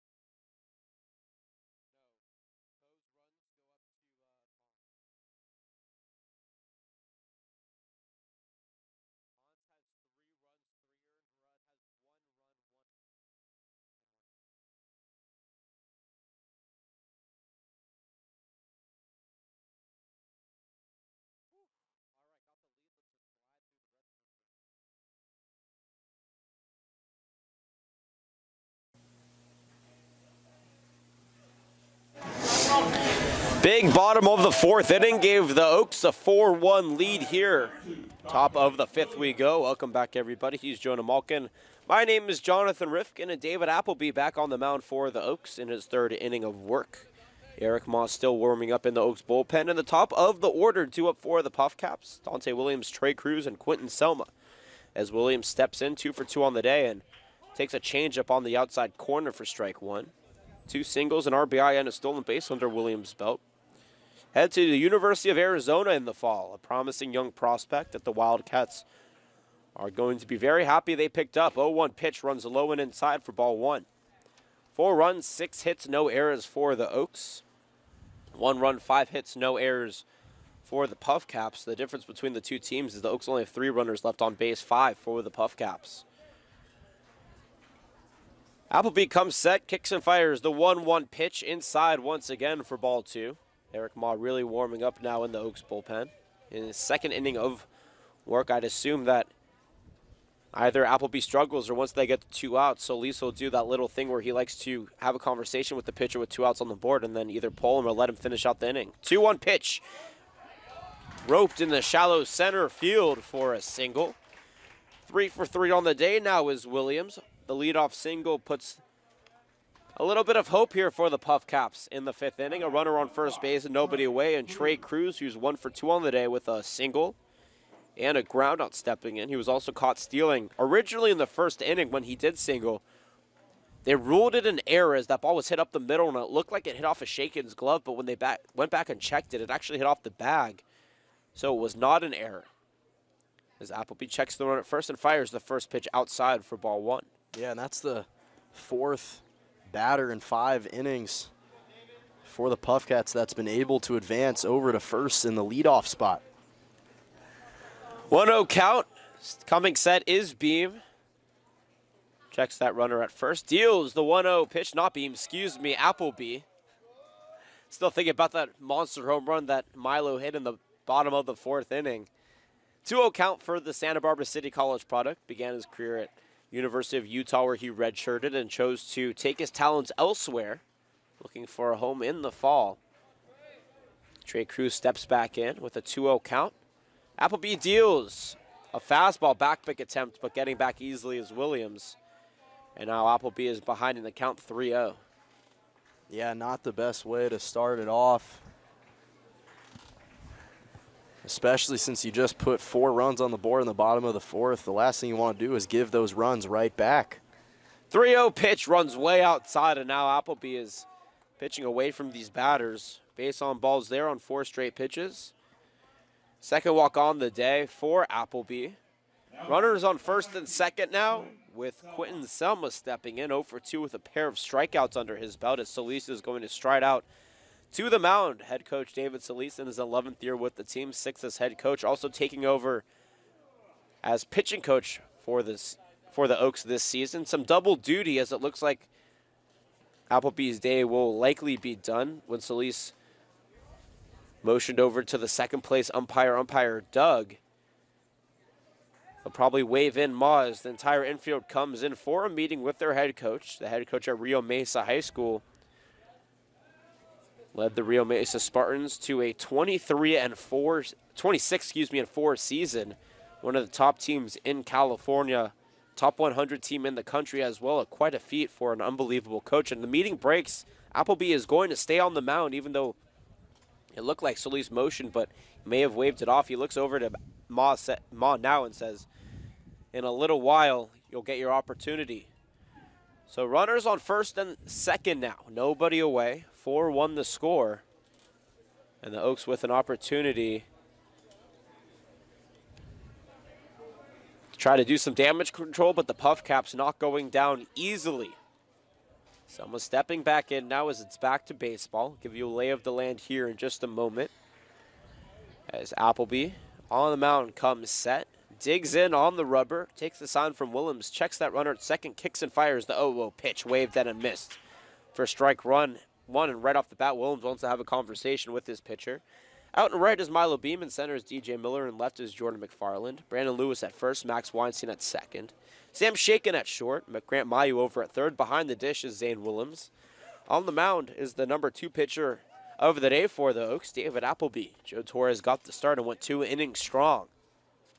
He would get the no decision if the Oaks hang on to win this game. Appleby checks the runner at second. The pickoff runs away from the glove of Shaken. He's able to make the catch, but sliding back in time is Williams. Yeah, that was actually a bullet pass over to Shaken. Shaken did a nice job getting his glove on it, because if that would have went past his glove, easily could have advanced over to third. 0-1 count, 4 runs, 6 hits, no errors for the Oaks. 1 run, 6 hits, no errors for the Puff Caps. 0-1 pitch runs outside for ball 1. Runner on second base, Dante Williams had a stolen base back in the first inning when he did steal third. Trey Cruz, who's at first base, was actually gunned down on the double steal, so he's 0 for 1 in stolen bases on the day. I don't know if they'll try to test the arm of Willems once again here with nobody away. Appleby checks that runner. Second fires the 1-1 pitch. It's a slider, 2-hopper to Weinstein. He quickly gets it to Shaken at short. The relay throw is not in time to Lewis. And so they'll be able to get the force out at second on the fielder's choice 4-6. Williams advances to third on the play. Selma safe at first. So runners at the corners with nobody away. That was a really well-hit ball. Well played by Weinstein, and they were lucky to get the one out. Yeah, Weinstein did a nice job corralling it and getting it over to Shaken really quickly. But it was a tough. Shaken tried to make the play over to first, just couldn't get there in time. Nick Brewster steps in and takes a slider at the knees for strike number 1. Appleby using that slider to perfection here. 4 runs, 6 hits, no errors for the Oaks. 1 run, 6 hits, no errors for the Puff Caps. Wind picks up a little bit towards right. That jet stream never fails here at Sparky Anderson Field as Appleby deals the 0-1 pitch. Another slider that paints the outside corner for strike number 2. Yeah, beautiful pitch from Appleby. And the Oaks also have Jackson Simonsgard warming up in the bullpen as well.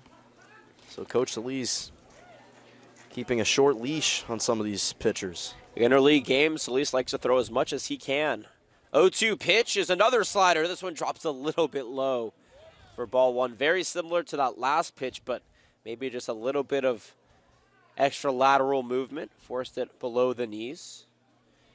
1 ball, 2 strikes, 1 away. Runners at the corners. Oaks lead at 4-1 here after losing yesterday 7-3.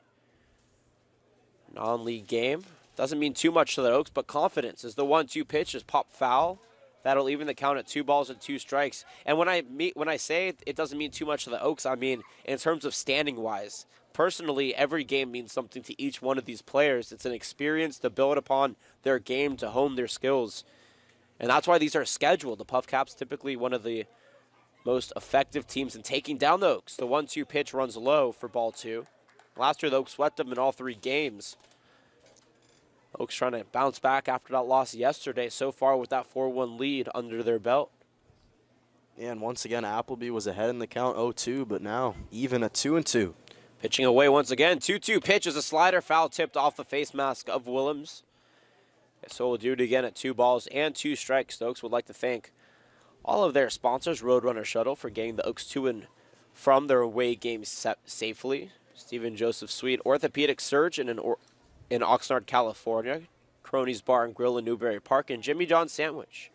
Each Oaks sponsor is an important part of the Oaks family. Appleby comes set once again on the mound and fires the 2-2 pitch inside for ball 3. Williams waiting on third base. Selma waiting on first base. Trey Cruz was the only guy out in the inning on a fielder's choice 4-6 for those keeping score at home. Sun begins to drop a little bit behind us. Shadows get longer. Full count pitch, runner goes, and it's in the dirt. Stops by Willems behind the plate, and that will be another walk. The 3rd on the day for Appleby, the 4th collectively for the Oaks, and the 2nd in this inning. Bases are all occupied now. Yeah, and you talked about it.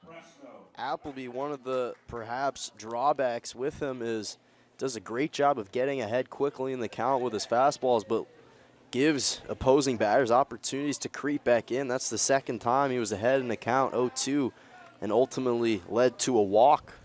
Fresno State future product and catcher in today's game, Zach Presno, steps in. 0 for 1 on the day. He was hit by a pitch. He has a stolen base and a flyout. Bases loaded. First pitch is a slider in the dirt. And Willems will glove it and stride over to his pitcher to exchange some words. Bases all occupied here. Williams at 3rd, Selma at 2nd, and Brewster at 1st. 4-1 our score. Tying run at the plate. And on deck, Steven Rivas. In the hole, Drew Williams, if we get that far. Simonsgard and Ma both still warming up for the Oaks in the bullpen. But Appleby, the Santa Barbara City College product, still has some work to do on the mound for the Oaks here. Top of the 5th inning. Comes set. Fires the 1-0 pitch at the knees for a strike. A fastball at 85 miles an hour. His mean fastball is between 88 and 91, but again, when he goes for control, it drops the velocity, but an effective pitch nonetheless. 1 ball, 1 strike, 1 away, bases all loaded here. 4-1 ball game. 1-1 pitch fired in upstairs for ball 2. Yeah, and if you're the Oaks, you got a couple options. You're either looking for a pop-up in the infield that will force the runners to stay put. Obviously, you'll take a strikeout or perhaps an infield double play to try and get out of the inning. Appleby takes a breath, digs in, fires the 2-1 pitch that just misses on the outside corner. Willems held it there for good measure, but no budge from the home plate umpire. 3 balls, 1 strike now. Infield in double play formation. Second baseman Max Weinstein and Sam Shaken at short doing a phenomenal job.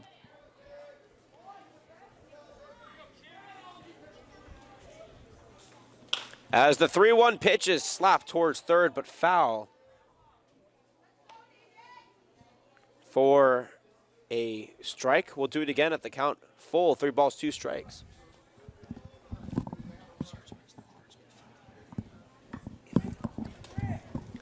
Only 2 umpires in today's game, and that's because the CCL and these teams have decided that when interleague games are played, they will only use a 2 umpire crew as opposed to 3, just for it's more cost effective, is the reasoning that I'm told. Payoff pitch drops low for ball 4. That's going to walk in a run and cut the lead in half, 4-2. Bases still loaded. Dante Williams strides over to the plate, touches it. That'll be the last thing you want to do. Is Solis is now going to wave in Eric Ma. No, looks like actually Simonsgard is going to stride in for the Oaks. So we're going to take a break as David Appleby's day will be done. 4-2 our score. Bases all loaded here, and some damage control now for the Oaks relief pitching. You're watching Oaks Baseball on KDTV. We'll be right back.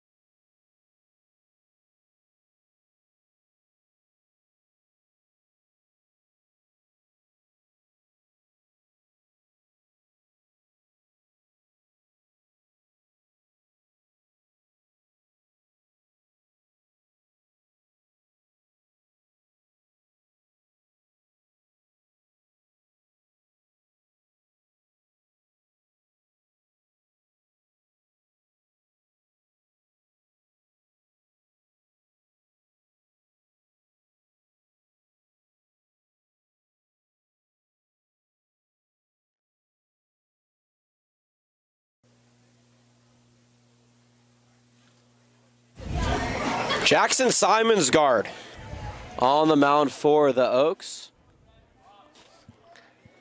Taking over for David Appleby, who went 2 1/3 innings, gave up only 1 hit and 1 run, but walked 4 and struck out 4. Started off very well with 3 strikeouts and a walk, but kind of dropped off there. He left the bases loaded and some serious damage control for Simonsgard. Lefty on lefty matchup as Steven Rivas steps in. The 0-1 pitch is a fastball swung on and missed for strike number 1. Simonsgard last year was a starter for the Oaks. This year, more of a relief pitcher, and he has been very effective for Conejo. One of their most reliable relievers that throws southpaw. 0-1 pitch is a curveball that runs upstairs for ball 1. Yeah, I absolutely love this move from Coach Solis, especially not even paying attention to lefty on lefty matchup. Simonsgard's just had great control and command over his pitches, especially his fastball. And that's why Coach Solis is utilizing him a lot more this season. 1-1 pitch in from Simonsgard is a high fastball swung on and missed for strike number 2. Bases are loaded, 4-2 our score. Both teams with an even 6 hits and no errors on the board. And with one swing of the bat, as we saw in the bottom of the 4th when the Oaks got 3 runs off the Beam home run, things can change. Simonsgard shakes off the first pitch from Williams, nods at the second one, comes set, toes the rubber.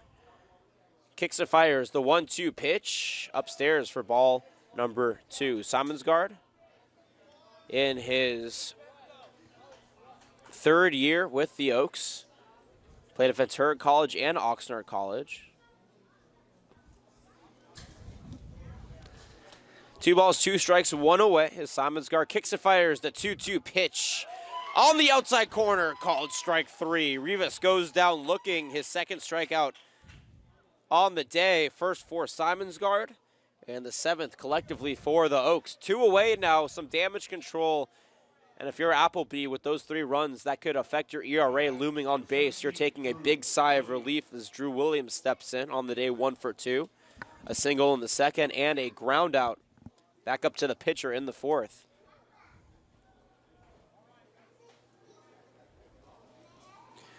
0-0 pitch is taken upstairs for ball 1. Yeah, and Simonsgard got a much-needed out and a break for the Oaks, because now, even with 3 on, if you can force any play or any out, you'll get out of this inning just down or up 2. 1-0 pitch in from Simonsgard is waved at foul and out of play for strike number 1. 4 runs, 6 hits, no errors for the Oaks. 2 runs, 6 hits, no errors for the Puff Caps. As the shadows begin to get longer and longer each minute that the sun goes down behind us over the hills. Football field and softball field overlay as well. 1-1 pitch runs way inside for ball number 2. No Oaks pitchers warming up now. Eric Maude took the seat back on the bench. We'll see if Solis keeps Simonsgard in. He hasn't pitched more than 2 innings this entire season. At a time, I should say. 2-1 count now, 2 away. Full count, or excuse me, bases loaded as the 2-1 pitch is popped foul out of play, and that evens the count at 2 balls and 2 strikes. 4-6-0 for the Oaks, 2-6-0 for the Puff Caps. On first base is Presno, on second base is Brewster, on third base is Selma.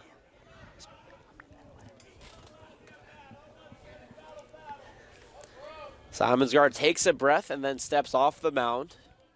Entire Puff Cap bench standing. The entire fan base here at Cal Lutheran sitting on the edge of their seats. 2 balls, 2 strikes, 2 away, bases all full here as Simonsgard comes set. Pearson fires the 2-2 pitch, a strike at the knees for strike 3. Down goes Williams. And the Puff Caps leave the bases loaded. They strike for 1 run on 1 hit, no errors, and leave the bases loaded. You're watching Oaks baseball on KDTV. We're through 4.5 here. Oaks lead at 4-2. We'll be right back.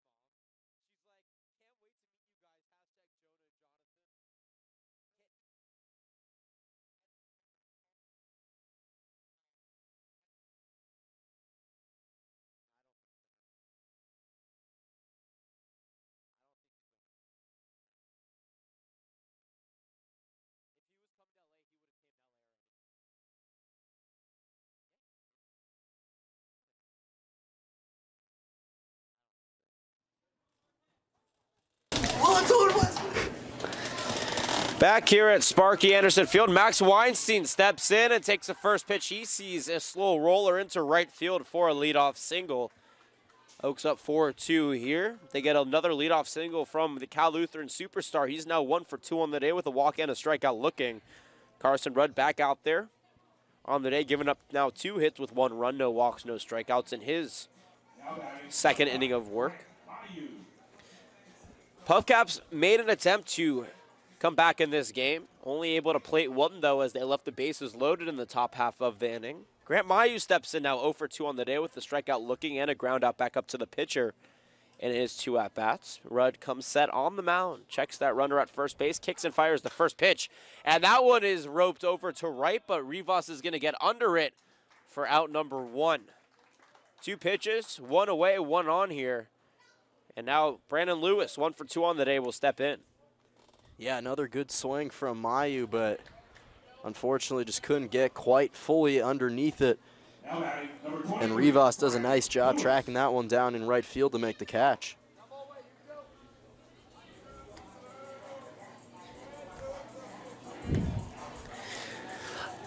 No balls, no strikes here as Lewis steps in. Runner on first, 1 away, 4-2 our score. Rudd comes set and will make a pickoff attempt to Weinstein, who runs back safely to first. A couple of righties warming up in the Puff Cap bullpen. Oaks have no action out there thus far. Rudd toes that rubber. Down 4-2, looking to keep the Oaks lead at bay here. And fires the 0-0 pitch, a high curveball called strike, though. 0-1 the count. Yeah, and the Puff Caps, unfortunately, really missed a golden opportunity in the top of that 5th. 3 on and just 1 away. Couldn't bring more than just 1. They're going to be looking back and regretting that probably. Pickoff attempt back again for Weinstein as he gets back easily. Weinstein not a steal threat, but an incredibly smart base runner. One of the highest IQs in the CCL. 0-1 pitch, fakes the run, high curveball for ball 1. Weinstein trots back to first. He likes to be deceptive, and he used that to his advantage, and that's why he's so successful, or part of the reason why he's so successful, besides being such a phenomenal ball player. Lewis, 1 for 2 on the day with a single, a run scored, and a flyout to left in his 2 at-bats. Strides back in, batted .419 for Pierce Junior College this past season. 1-1 in from Rudd is a high fly ball over to Williams in center. He'll take a couple of steps backwards and catch it for out number 2. 1 on, 2 away. Cody Santana now stepping in 1 for 2 on the day with a double, a run scored, and a fly out to right. On deck, Jordan McFarland in the hole. Zane Willems 2 away. 4 runs, 7 hits, no errors for the Oaks. 2 runs, 6 hits, no errors for the Puff Caps. Feel free to interact with us in the live chat box on the YouTube page. He's at Jonah Malkin on Twitter. I'm at Johnny Riff with 1 F at the end. Or follow us at Caneo_Oaks on Twitter as well. Pickoff attempt. Weinstein gets back easily once again. Oaks coming off that loss yesterday. This is the middle of a 3-game series between the 2 teams. Rudd deals the 0-0 pitch outside for ball 1. The Puff Caps play a bunch of teams in the CCL this season, but are not a CCL team. They were at one point in their lifetime, I guess you could say, as a team, but had to move away as they are composed of post-high school grads. 1-0 pitch is sliced over to right field, running back on it his Rivas, and he will get it short of the wall for out number 3. So a leadoff single here for the Oaks, but they can't play it Weinstein as they leave him on base. 2 flyouts to right and 1 flyout to center is where we leave you. Oaks lead 4-2 on no runs hit, no errors, and 1 left on base. We're through 5 full here from Sparky Anderson Field. We'll take a short break.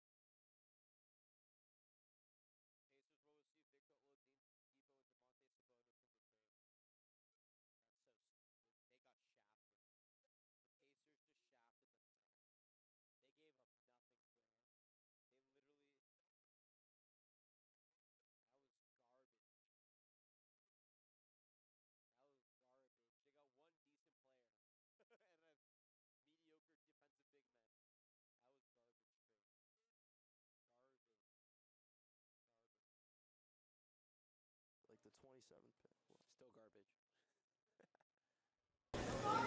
Still garbage. Now batting, number 6, Tim. Back here at George Sparky Anderson Field on the beautiful campus of Cal Lutheran University, home of the Division III National Baseball Champions, the California Lutheran University Kingsmen.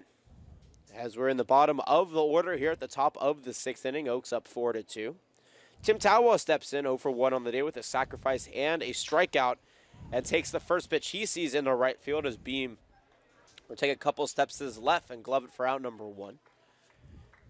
Jackson Simonsgaard back on the mound for his second inning of work. He pitched 2/3 of the 5th, striking out both batters looking.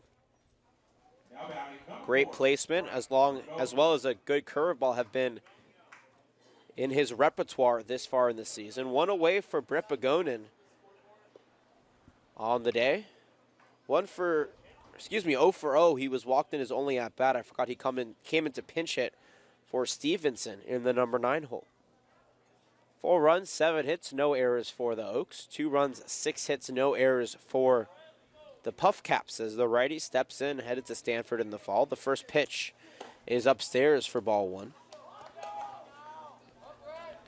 He's actually headed to Cal State Fullerton, my mistake. Oaks middle infield playing back towards the grass. The 1-0 pitch in from Simonsgaard is a high curveball for ball 2. The Oaks are still in talks with the Los Angeles Rams to host a Rams Day here at Cal Lutheran with the Rams players. 2-0 pitch from Simonsgaard is a strike at the knees, 2-1 the count. That would be big. As if you recall, last year the Oaks played at Angel Stadium against Team USA. And this year, maybe hosting the Rams as their summer camps are just over left field. 2-1 pitch, a swung and a missed for strike 2. If you come early enough in the morning, and tomorrow's game will at Conejo Creek, so we can't actually see him, but you can see the majority of the Rams players in their summer OTAs. Quite a treat for us to have some baseball here and some football out there. 2-2 pitch, a fastball cut on and missed for strike 3. Down goes Begonin. Third strikeout on the day for Simonsgaard, and 2 quick out here in the top of the 6th inning. Dante Williams steps in. The Oaks are definitely a big attraction here in the Conejo Valley in the summertime, playing their ball at probably the most beautiful field in the CCL. We are definitely spoiled here at Cal Lutheran. They do an incredible job with field management. We have a gun. It's always nice and breezy. Very fortunate as Williams steps in, 3 for 3 on the day. First pitch to him is a chopper over to short, backhanded by Shaken and whipped across the diamond into Lewis's glove for out number 3. So 3 up, 3 down, no runs, no hits, no errors. Nobody left on base in a 2-minute top of the 6th inning. You're watching Oaks baseball on KDTV. They still lead at 4-2 as we hit the bottom of the 6th after the break.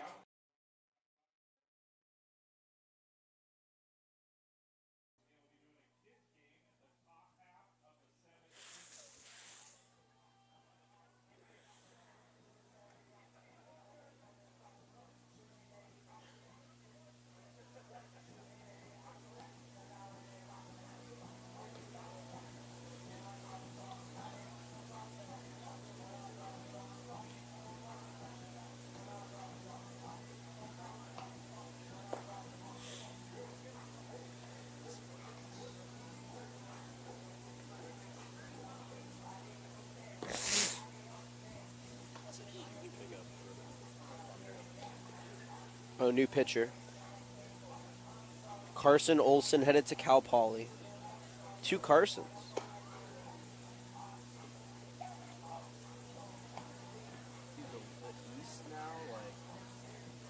Bro, if they make it to the Western Conference Finals, then George is staying. Yes, he's not coming. If he has a chance of being successful, why would he come to LA? There's no reason. There's no reason. I don't know, man. If they don't win, if they win, they're gonna stay. If it's if they're gonna be successful, there's no reason for them to leave. Russ will stay if they're for sure if they win. But if I'm happy that he goes to the Thunder than he goes to the Cavs. I'd much rather. oh, me too. Dude, the East now, like, oh my god. So now now take off the Bulls and the Pacers. The Bulls and the Pacers were never really a threat anyways. They were like two of the best, 4 teams. An 8 and a 6 seed. The Bulls were a top 4 team, I think. They were an 8th seed. They were an 8th seed. They were but they were an 8th seed. They were the best 8 seed.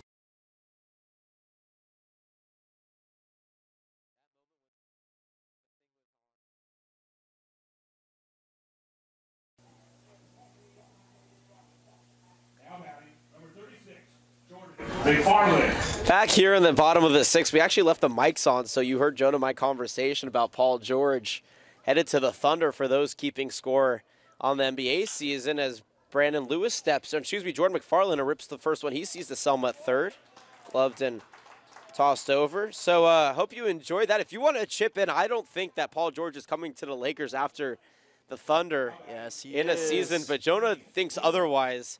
And that was what our argument was about in the break. I'm glad that we were keeping it at least interesting for you and not talking about something boring or not talking at all. By the way, new pitchers Carson Olsen on the mound for the Puff Cats as Zane Willems steps in and takes the first pitch. He sees over to third, but Selma mishandles it as it rolls into left field, rounding first and actually holding up wisely is Willems for a single.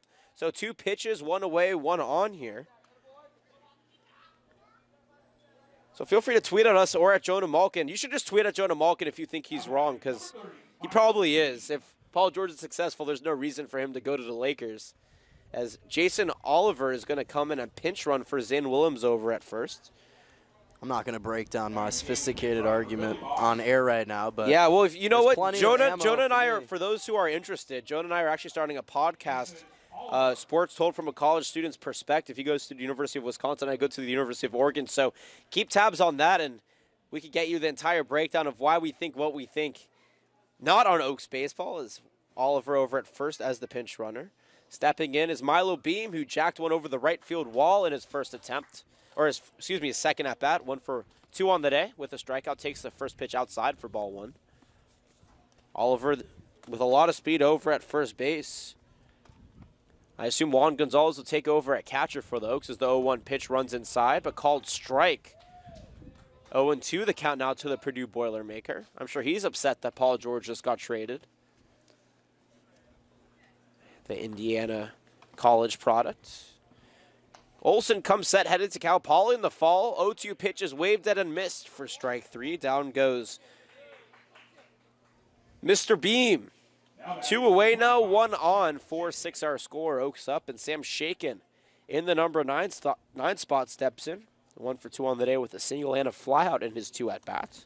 4 runs, 8 hits, no errors for the Oaks. 2 runs, 6 hits, no errors for the Puff Caps. In the number 9 spot, Olsen steps back in the rubber and fires the first pitch outside for ball 1. Carson Rudd, by the way, his day is done on the mound. 2 innings pitched, 2 hits, 1 run, no walks, no strikeouts. As Olsen looks to keep this Oaks lead at bay here, 4-2, runner on, 2 away. 1-0 pitch comes in from Olsen, runner goes. It's called a strike on the outside corner. To throw is in plenty of time. Oliver got a bad jump and a beautiful throw from Fresno over to Williams, nabs him.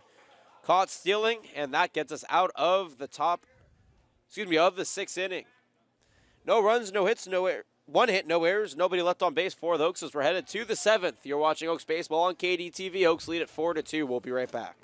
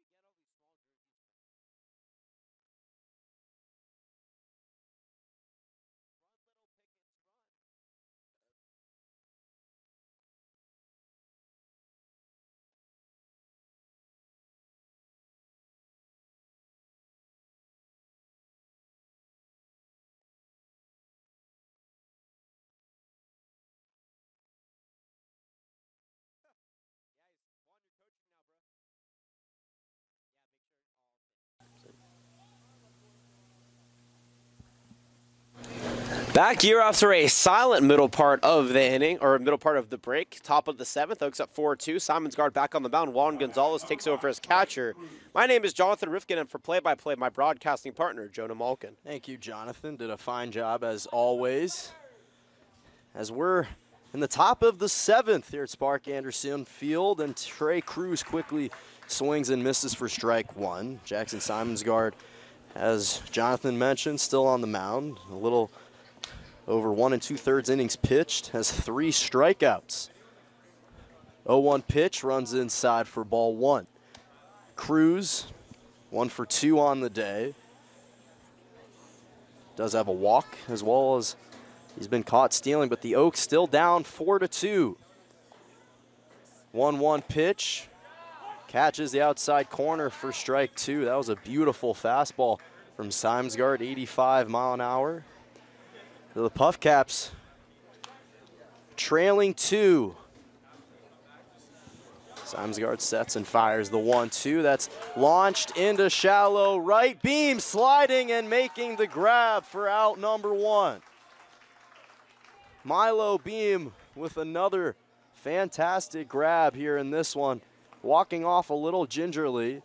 Perhaps fell on his foot or something, but he's a tough one in right field and making an excellent grab for out number 1. He is showcasing both talent on the offensive side and the defensive side. That home run and then now an unbelievable catch out in right field, adding on to his highlight reel. Selma steps in and takes that pitch outside for strike 1. Selma, the third baseman, playing at Cal in the fall, 0 for 3 with 2 strikeouts and advance on the fielder's choice. 0-1 pitch, runs below the strike zone for ball 1. Oaks on 4 runs have 8 hits and impressive no errors for either team, which is an anomaly, really. We haven't seen many games where either team has committed no errors. As the 1-1 pitch, cut on and missed for strike 2. Yeah, there was that quote-unquote error back in the second inning. Actually, the first inning when Trey Cruz was up last, or in his first time up, but they changed it to a hit when the ball was deemed hit by the bag and not by the glove of shaking it short. 1-2 pitch, taken low and out low below the strike zone for ball 2. Selma has an incredible frame, 6'3", 195. And back in 2016, the Offensive Player of the Year in his track league, and pops the 2-2 pitch in the infield. Gonzalez and Mayu are going to converge, and Mayu's going to make the catch for out number 2. So quickly, 2 up and 2 down here in the top of the 7th. Puff Caps trying to generate some offense as they're down 4-2 with Nick Brewser stepping in. Brewser's 0 for 1, but showed incredible patience. 2 walks he's drawn. Does have a strikeout for the Stanford Cardinal. So nobody on and 2 away here in the top of the 7th. Simonsgard sets and fires the 0-0. That's fouled out of play for strike 1. Simonsgard, as we've mentioned, in his 3rd season with the Oaks, and it just seems that he has gradually progressed every season and at his climax of power here as the 0-1 is cut on and missed for strike 2.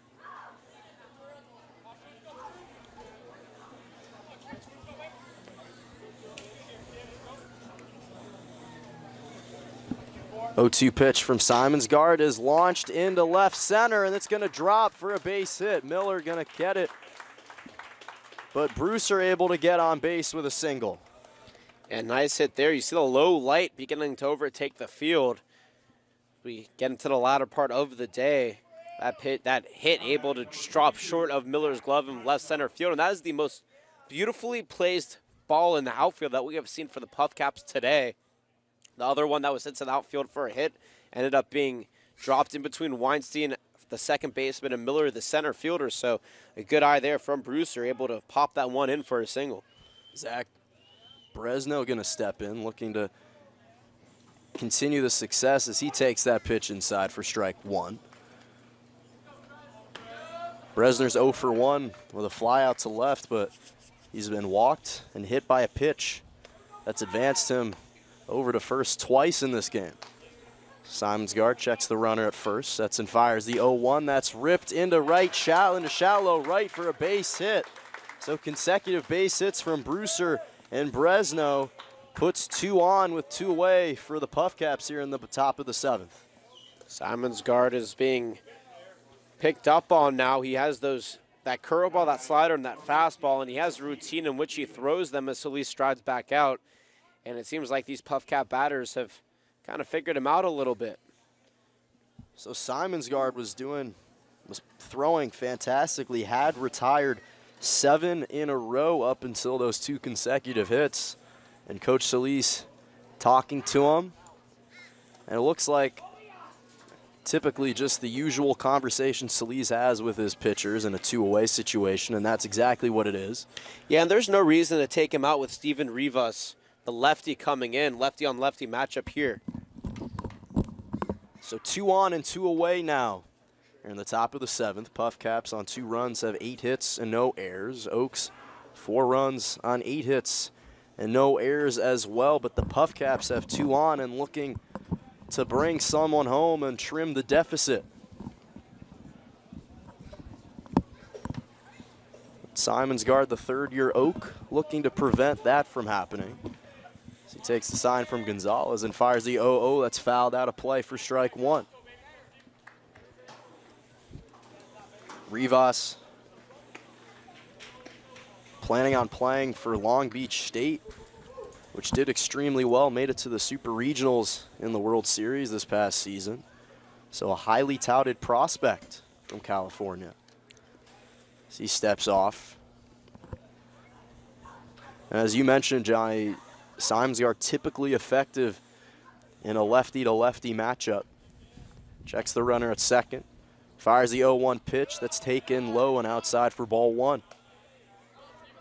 Looks like Evan McMillan warming up now for the Oaks in their bullpen. We'll see here if Solis decides to put him in after this inning or go with another pitcher. They've had a couple of pitchers throwing bullpen today. Bresno at first, Brewster at second, Rivas in the batter's box. 1-1 count. Here comes the pitch. The curve drops inside for strike 2. Ho ho, Bugs Bunny pitch if I've ever seen one. 69 miles an hour on the gun. Started up at the forehead and drops all the way down to the belt over the heart of a plate for a strike. Now ahead in the count, 1-2, looking to get out of this inning, preventing no runs. Here comes the 1-2 pitch. Fastball low and away for ball 2. And Simonsgaard got a little ahead of himself on that one. Fell off the mound a bit. Feet weren't entirely in balance. So 2s across the boards. 2 on, 2 away, and a 2-2 count. Simonsgaard sets and deals the 2-2 that just misses the outside to bring the count full at 3-2. So now even more pressure on him. He was ahead in the count 1-2. But now facing a payoff pitch. And he has to be careful here that he doesn't deal a fastball over the heart of the plate, because that's what he tends to do when he adjusts to a full count situation, and it doesn't bode well for him more often than not.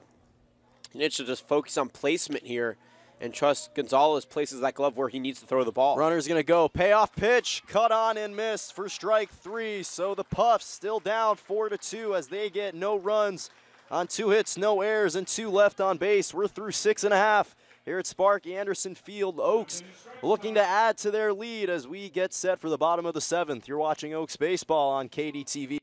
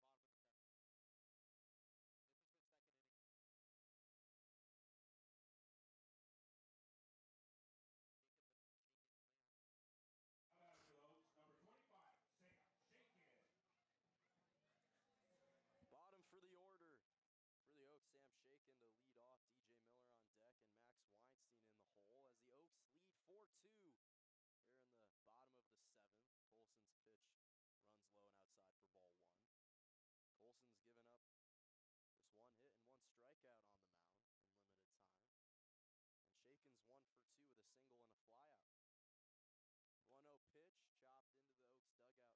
2 with a single and a flyout. 1-0 pitch chopped into the Oaks dugout for strike one. And barehanding the glove is Jake Sylvester. Impressive. That was really impressive. I wish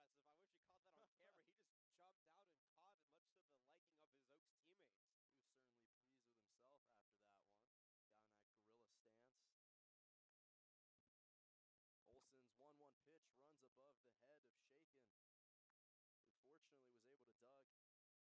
on camera. He just jumped out and caught it, much to the liking of his Oaks teammates. He was certainly pleased with himself after that one. Got in that gorilla stance. Olson's 1-1 pitch runs above the head of Shaken, who fortunately was able to duck out of the way for ball 2. And we saw that type of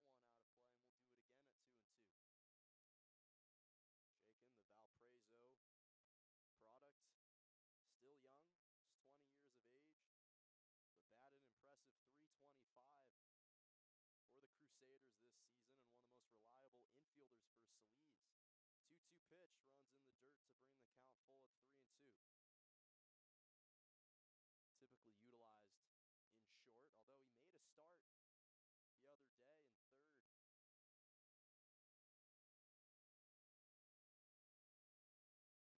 Olson sets and fires the payoff pitch. That's launched into left foul territory. So we'll do it again. And that's the 6th full count situation we're in all day. Oaks batters have done a much better job staying patient, and it's paid off as they lead 4-2 in the bottom of the 7th. Second payoff pitch runs upstairs for ball 4, and Shaken will get walked over to first to lead things off for the Oaks here in the bottom of the 7th. Last thing you want to do if you're the Puff Caps is allow the Oaks to gain some more confidence on offense. You're really right there in this game with only the top of the 8th and the top of the 9th possibly left to make up a 2-run deficit. If you let this game get out of hand now, you're in for a load of trouble trying to come back from an uphill battle. Coach Mike Zarelli will walk into the mound and have a meeting with his infield as well as Olson. DJ Miller up at the plate for the Oaks. He started off with a double in the bottom of the 1st to get things started for the Oaks, but has trailed off 0 for 2 since with a fly out and a ground out to second. And he's actually struggled mightily in 2 games so far against the Puff Caps. But that will be Carson Olson's day is done on the mound. We'll provide you information on the new pitcher running the mound in just a moment, but we'll take a short break. Oaks lead 4-2.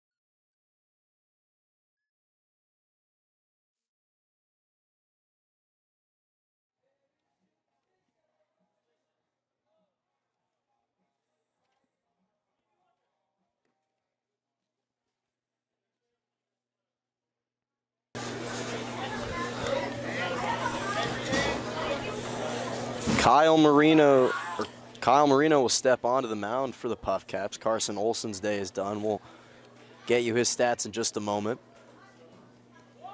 As DJ Miller steps in, quickly shows bunt and pops that one shallow into center. Running underneath it is Bogagno. And Williams calls him off at the last second and made the catch for out number 1. That could have been a dangerous situation. Both the center fielder as well as the second baseman, Bogagno, were nearly colliding into one another. Yeah, that was really, really dangerous. And again, communication is key.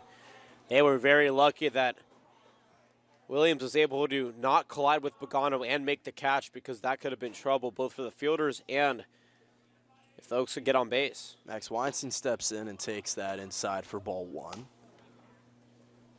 Weinstein 1 for 2 with a single, a strikeout looking, and a walk. Sam Shakin still over at first, led things off with a walk as well, as he's going to take off, but Weinstein fouls that out of play to send him back, and 1-1.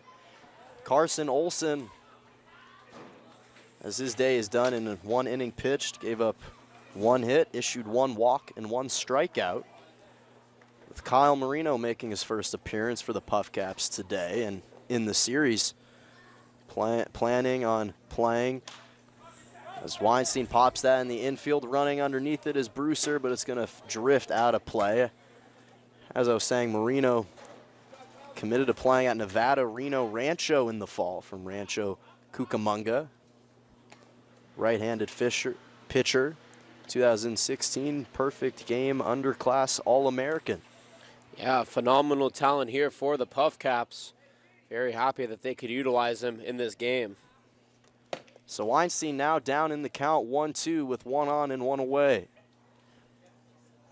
Marino sets and fires the 1-2 that Weinstein fouls back again near the community parking lot. So we'll do it again at 1-2.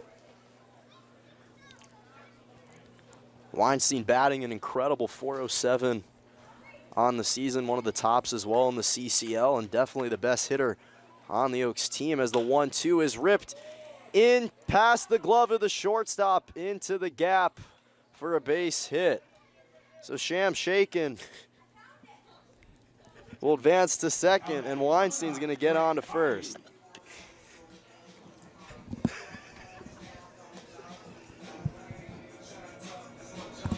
Grant Mayu stepping in.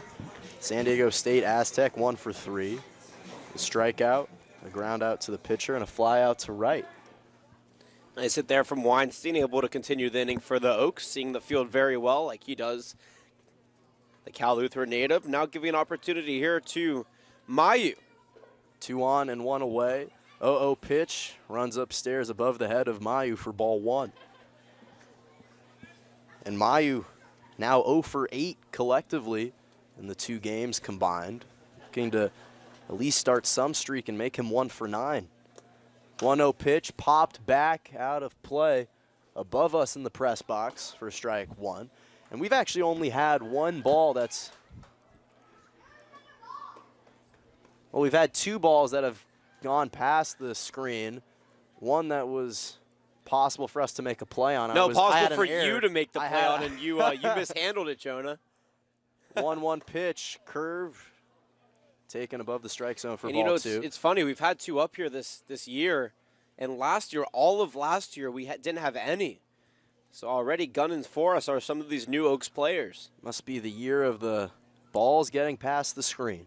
Is that like the Chinese New Year equivalent?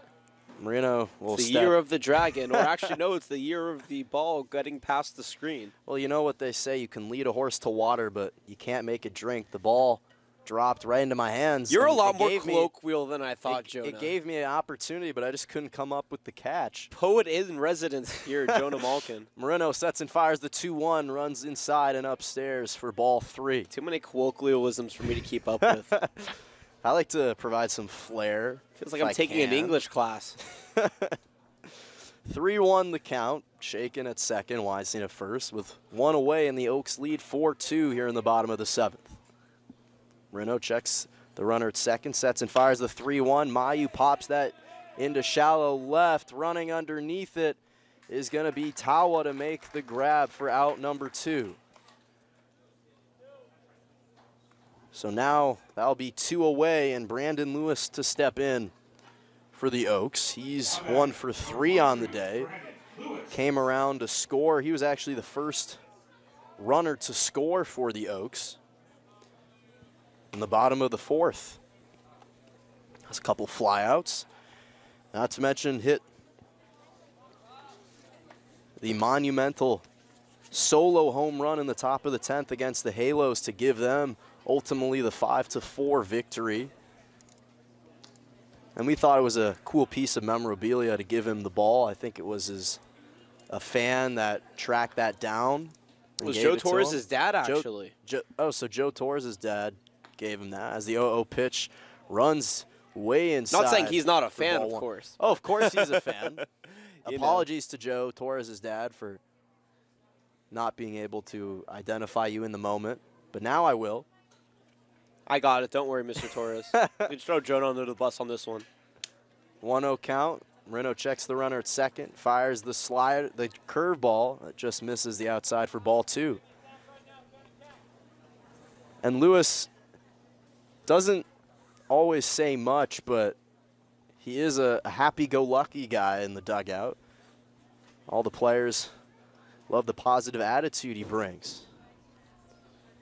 2-0 fastball inside and quickly down in the count, 3-0.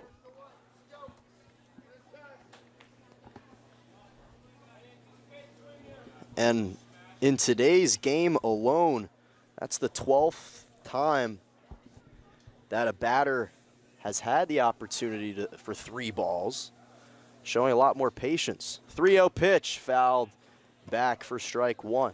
Yeah, Lewis thought he was going to get a fastball, and he did at 83 miles an hour, but he cut on it too early. At 83 miles an hour, a fastball is not really a fastball anymore, but a faster changeup, if you will. And that one had a little bit of tail on it, so Lewis just mistimed it. He thought it was going to be faster, and that's why he fouled it back. 3-1 pitch, catches the outside corner for strike 2 to bring the count full. And make that the 7th full count situation we've had all day. So Lewis has 2 home runs on the season, looking perhaps get greedy as the payoff pitch is hit over to short, tossed to first for out number 3. So the Oaks on no runs, no hits, no errors, and 2 left on base still lead the Puff Caps 4-2 as we're through 7 full here at Spark Anderson Field. You're watching Oaks baseball on KDTV, simulcast on YouTube.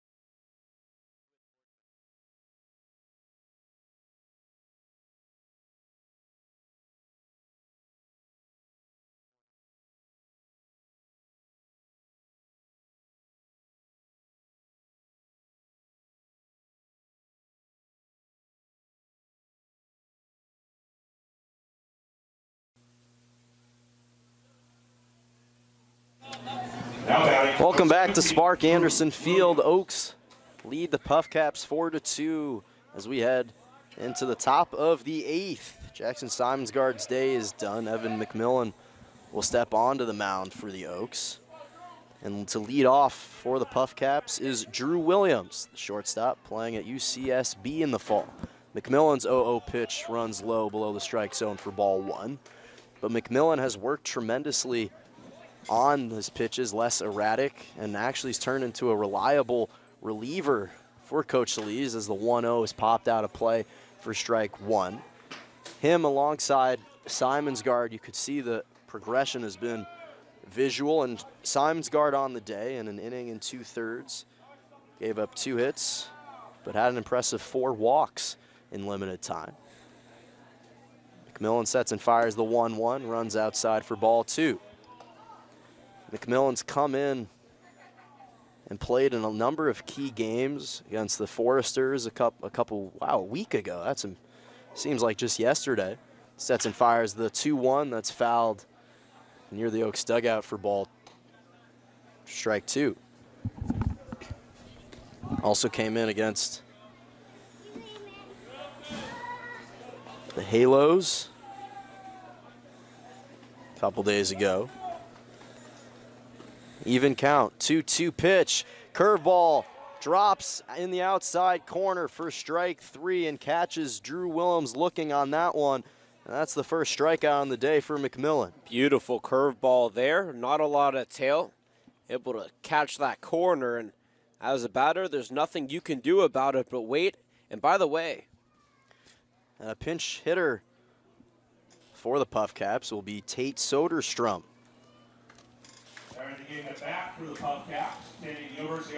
Playing at University of Arizona in the fall. He actually started yesterday when these two teams played.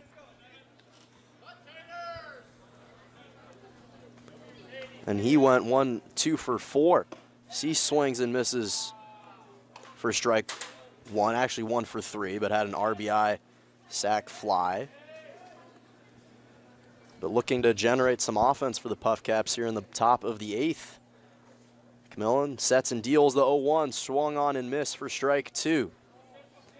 Beautiful pitch, and he is so good with location now. Finds the corners upstairs, but just has tremendous velocity, lower 90s on his fastballs. Yeah, he really does a good job. 0-2 runs a little outside for ball 1.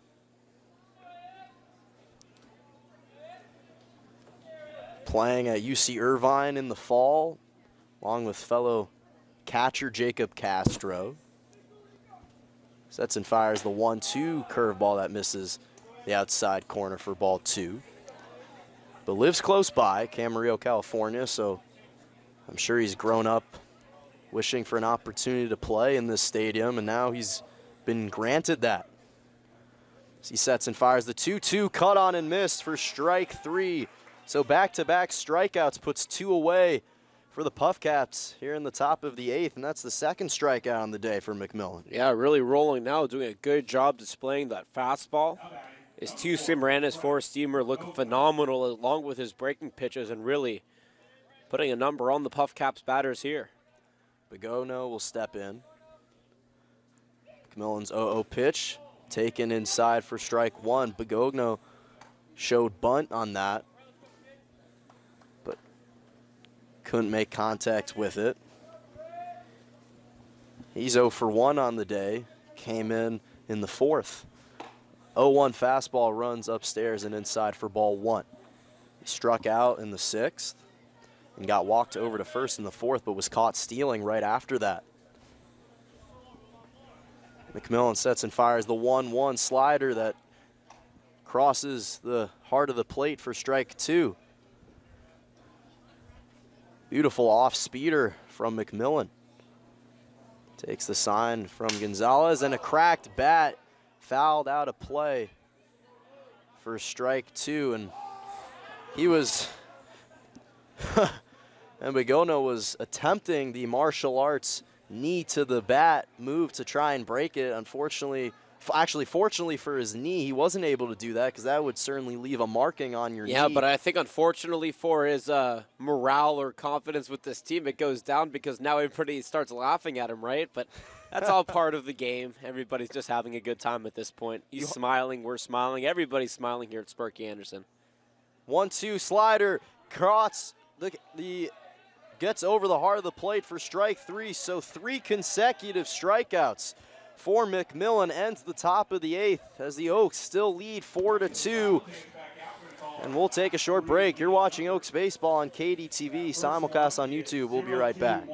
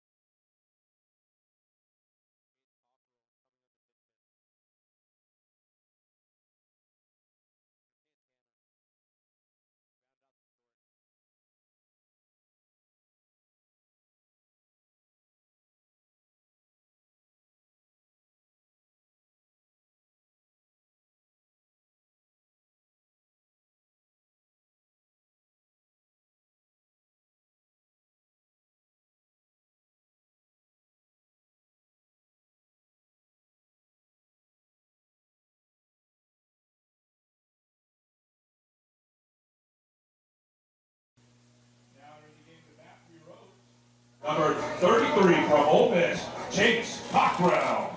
5, 6, and 7 batters here for the Oaks as they lead 4-2. Chase Cockrell, the pinch hit for Cody Santana, takes that pitch outside for ball 1. He was given the day off yesterday as well. And Kyle Moreno still on the mound.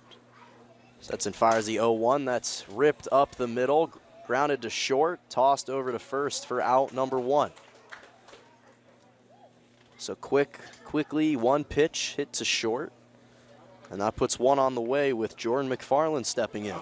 Number 36, Jordan. 1 for 3 on the day with an RBI single in the 4th.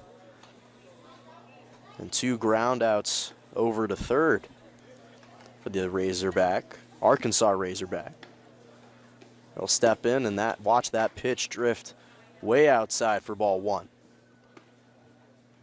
McFarland just 1 for 7 in these past 2 games.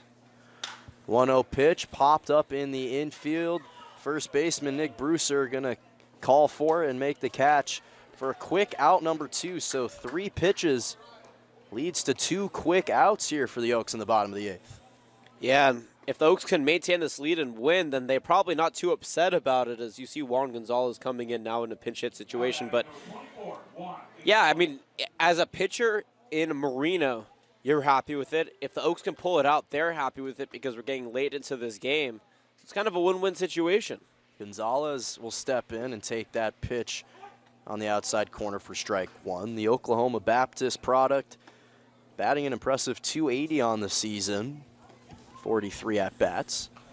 Takes the 0-1 pitch once again for strike 2. Quickly down in the count is Gonzalez with 2 away here in the bottom of the 8th. Moreno sets and fires the curveball that catches and drops in the strike zone to catch Gonzalez looking for strike number 3. So quickly, Moreno retires 3 batters, but the Oaks still lead 4-2, looking to prevent the Puff Caps from tying this thing up as we're through 8 full here at Sparky Anderson Field. Don't go anywhere. We'll take a short break.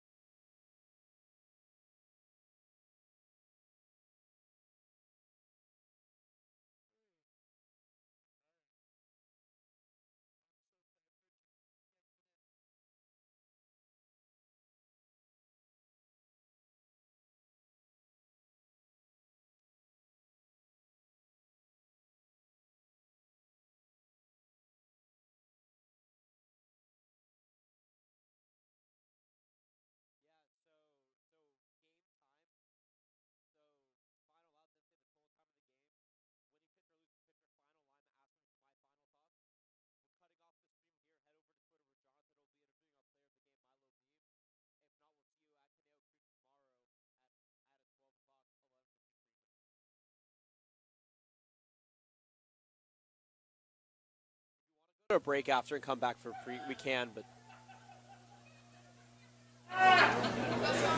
Final opportunity for the Puff Caps to try and tie this thing up or take the lead here in the top of the ninth. They trail the Oaks 4-2. Dante Williams stepping in, facing off against his soon-to-be teammate, Robbie Medell, who'll step onto the mound and fires that curveball that drops beautifully over the heart of the plate for strike one. Medell, impressive 6 for 6 in save opportunities, has just allowed 2 hits and no runs for the Oaks ace this season. And he's only 2 away from tying the CCL record and 3 away from breaking it, and we're not even a month into the season.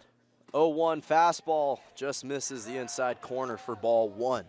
And one thing for Robbie that he's really been working on is that composure on the mound. He is a phenomenal, phenomenal talent. He is an unbelievable player. Always has a smile on his face. He does some guest play-by-play for us here on the broadcast sometimes. You heard him yesterday in the 6th and 7th innings, and now you see him on the mound. An all-around great guy. Medell takes the sign from Gonzalez, sets and fires the 1-1 fastball inside for strike 2. And Williams doesn't like that call. Yeah, it just painted the inside corner right at the knees. And Medell seems to give these batters fits. If you remember last week against the Foresters, he struck out Ryan Reynolds, and Reynolds slammed his bat on the ground, yelled at the umpire, and got tossed thereafter. So Medell just has a way of using his pitches to speak for his game. Medell comes set, fires the 1-2, fouled out of play, and we'll do it again. And Williams has actually been the most productive hitter for the Puff Caps today. He's 3 for 4 with an RBI and a run scored. But he's getting a full dosage of Medell here in the top of the ninth, getting used to what he should expect to see in this upcoming season at Arizona. 1-2 pitch, runs low and in the ground for ball 2. Medell eagerly looking to get that 7th save. As you mentioned, Johnny, that would put him 1 away from tying the CCL record and put him 2 away from holding the record. 2-2 pitch, runs low to bring the count full at 3-2. Yeah, and he wasn't expecting the pitch today. He was off yesterday after getting the save a couple of games ago against the Halos. And now getting the late call here in an interleague game, and you know he's chasing the record, and Coach Schalise really wants him to get it, and that's why he's in right now. So full count, payoff pitch pending. Medell sets and fires the 3-2, cut on and missed for strike 3. So Medell quickly inserted on the mound and quickly dispatches Williams for his first strikeout. And how about this, Jonah? 15 strikeouts for the Oaks collectively. That is a new season high for them. They had 13 against the Halos 2 games ago, but a phenomenal day for almost every pitcher that has been on the mound for the Oaks.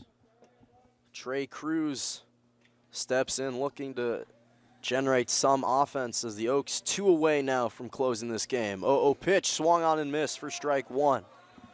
Medell, beautiful 91-mile-an-hour fastball right over the heart of the plate.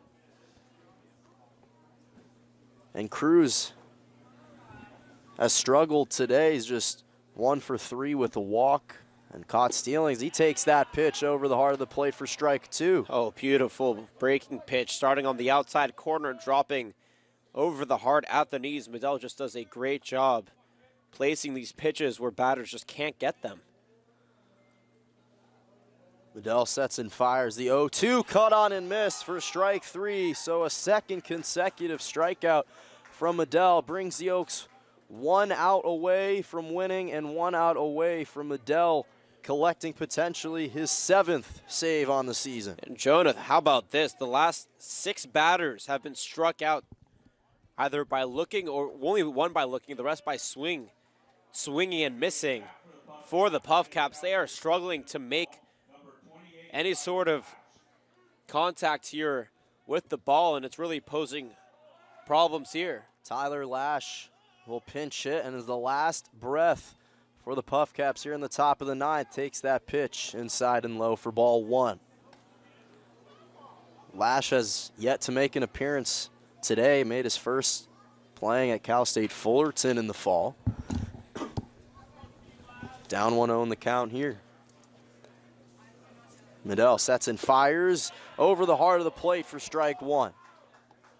Beautiful pitch once again. Yeah, Lash thought it was going to be a little bit low, but right at the knees. Perfect placement there from Medell. Medell in his second season with the Oaks. Second time playing the role of closer. 1-1 pitch. Popped in the infield. Lewis getting underneath it past first. Weinstein calls him off and makes the catch for out number 3. So that will do it. The Oaks take down the Puff Caps 4-2 here in Sparky Anderson Field. David Appleby, the winning pitcher for the Oaks. He went 2 1/3 inning, gave up just 1 hit, 1 run, 4 walks, and 4 strikeouts. Gabriel Ponce for the Puff Cats gets the loss. In 4 innings, he gave up 5 hits, 3 runs, all of which were earned, 1 walk, and 4 strikeouts. And Robbie Medell collects his 7th save on the season for the Young Oaks. We finished at 7:52, and the Oaks win 4-2. Johnny, what impressed you about this bounce-back win for the Oaks here today? Yeah, big win here for the Oaks. Amazing play on the offensive side, but defensively, no errors, and that's what the difference was. Also, they only left 5 runners on base. Every time they get on base, they were able to get at least 1 run in the inning around, and that's really what's been helping him in today's game. For the Puff Caps, look, you dropped a close one against the Oaks. You were in it until the very end, but, you know, it's hard to play against Robbie Medell. He places the ball so well, and at the end of the day, you can't hang your head down because you also played a phenomenal game of baseball. Just like the Puff Caps jumped out to that early lead yesterday, the Oaks capitalized in the bottom of the 4th, putting 4 on. Final line for you, Puff Caps on 2 runs, 8 hits, no errors, and 10 left on base. And the Oaks, 4 runs, 9 hits, no errors, and 6 left on base. Head over to Twitter to hear Jonathan Rifkin interview the player of the game, Milo Beam. Well, that'll do it for us here in the press box. We want to thank our sponsors, our statistician Keith Schneider, all of our interns, head coach David Solis, our players, and PA announcer Chris Ruffinelli. For Jonathan Rifkin, I'm Jonah Malkin signing off here at Spark Anderson Field. Remember to follow the game. It'll be played at Conejo Creek tomorrow at 12 o'clock. Thank you for listening, and we hope you enjoy the rest of your evening.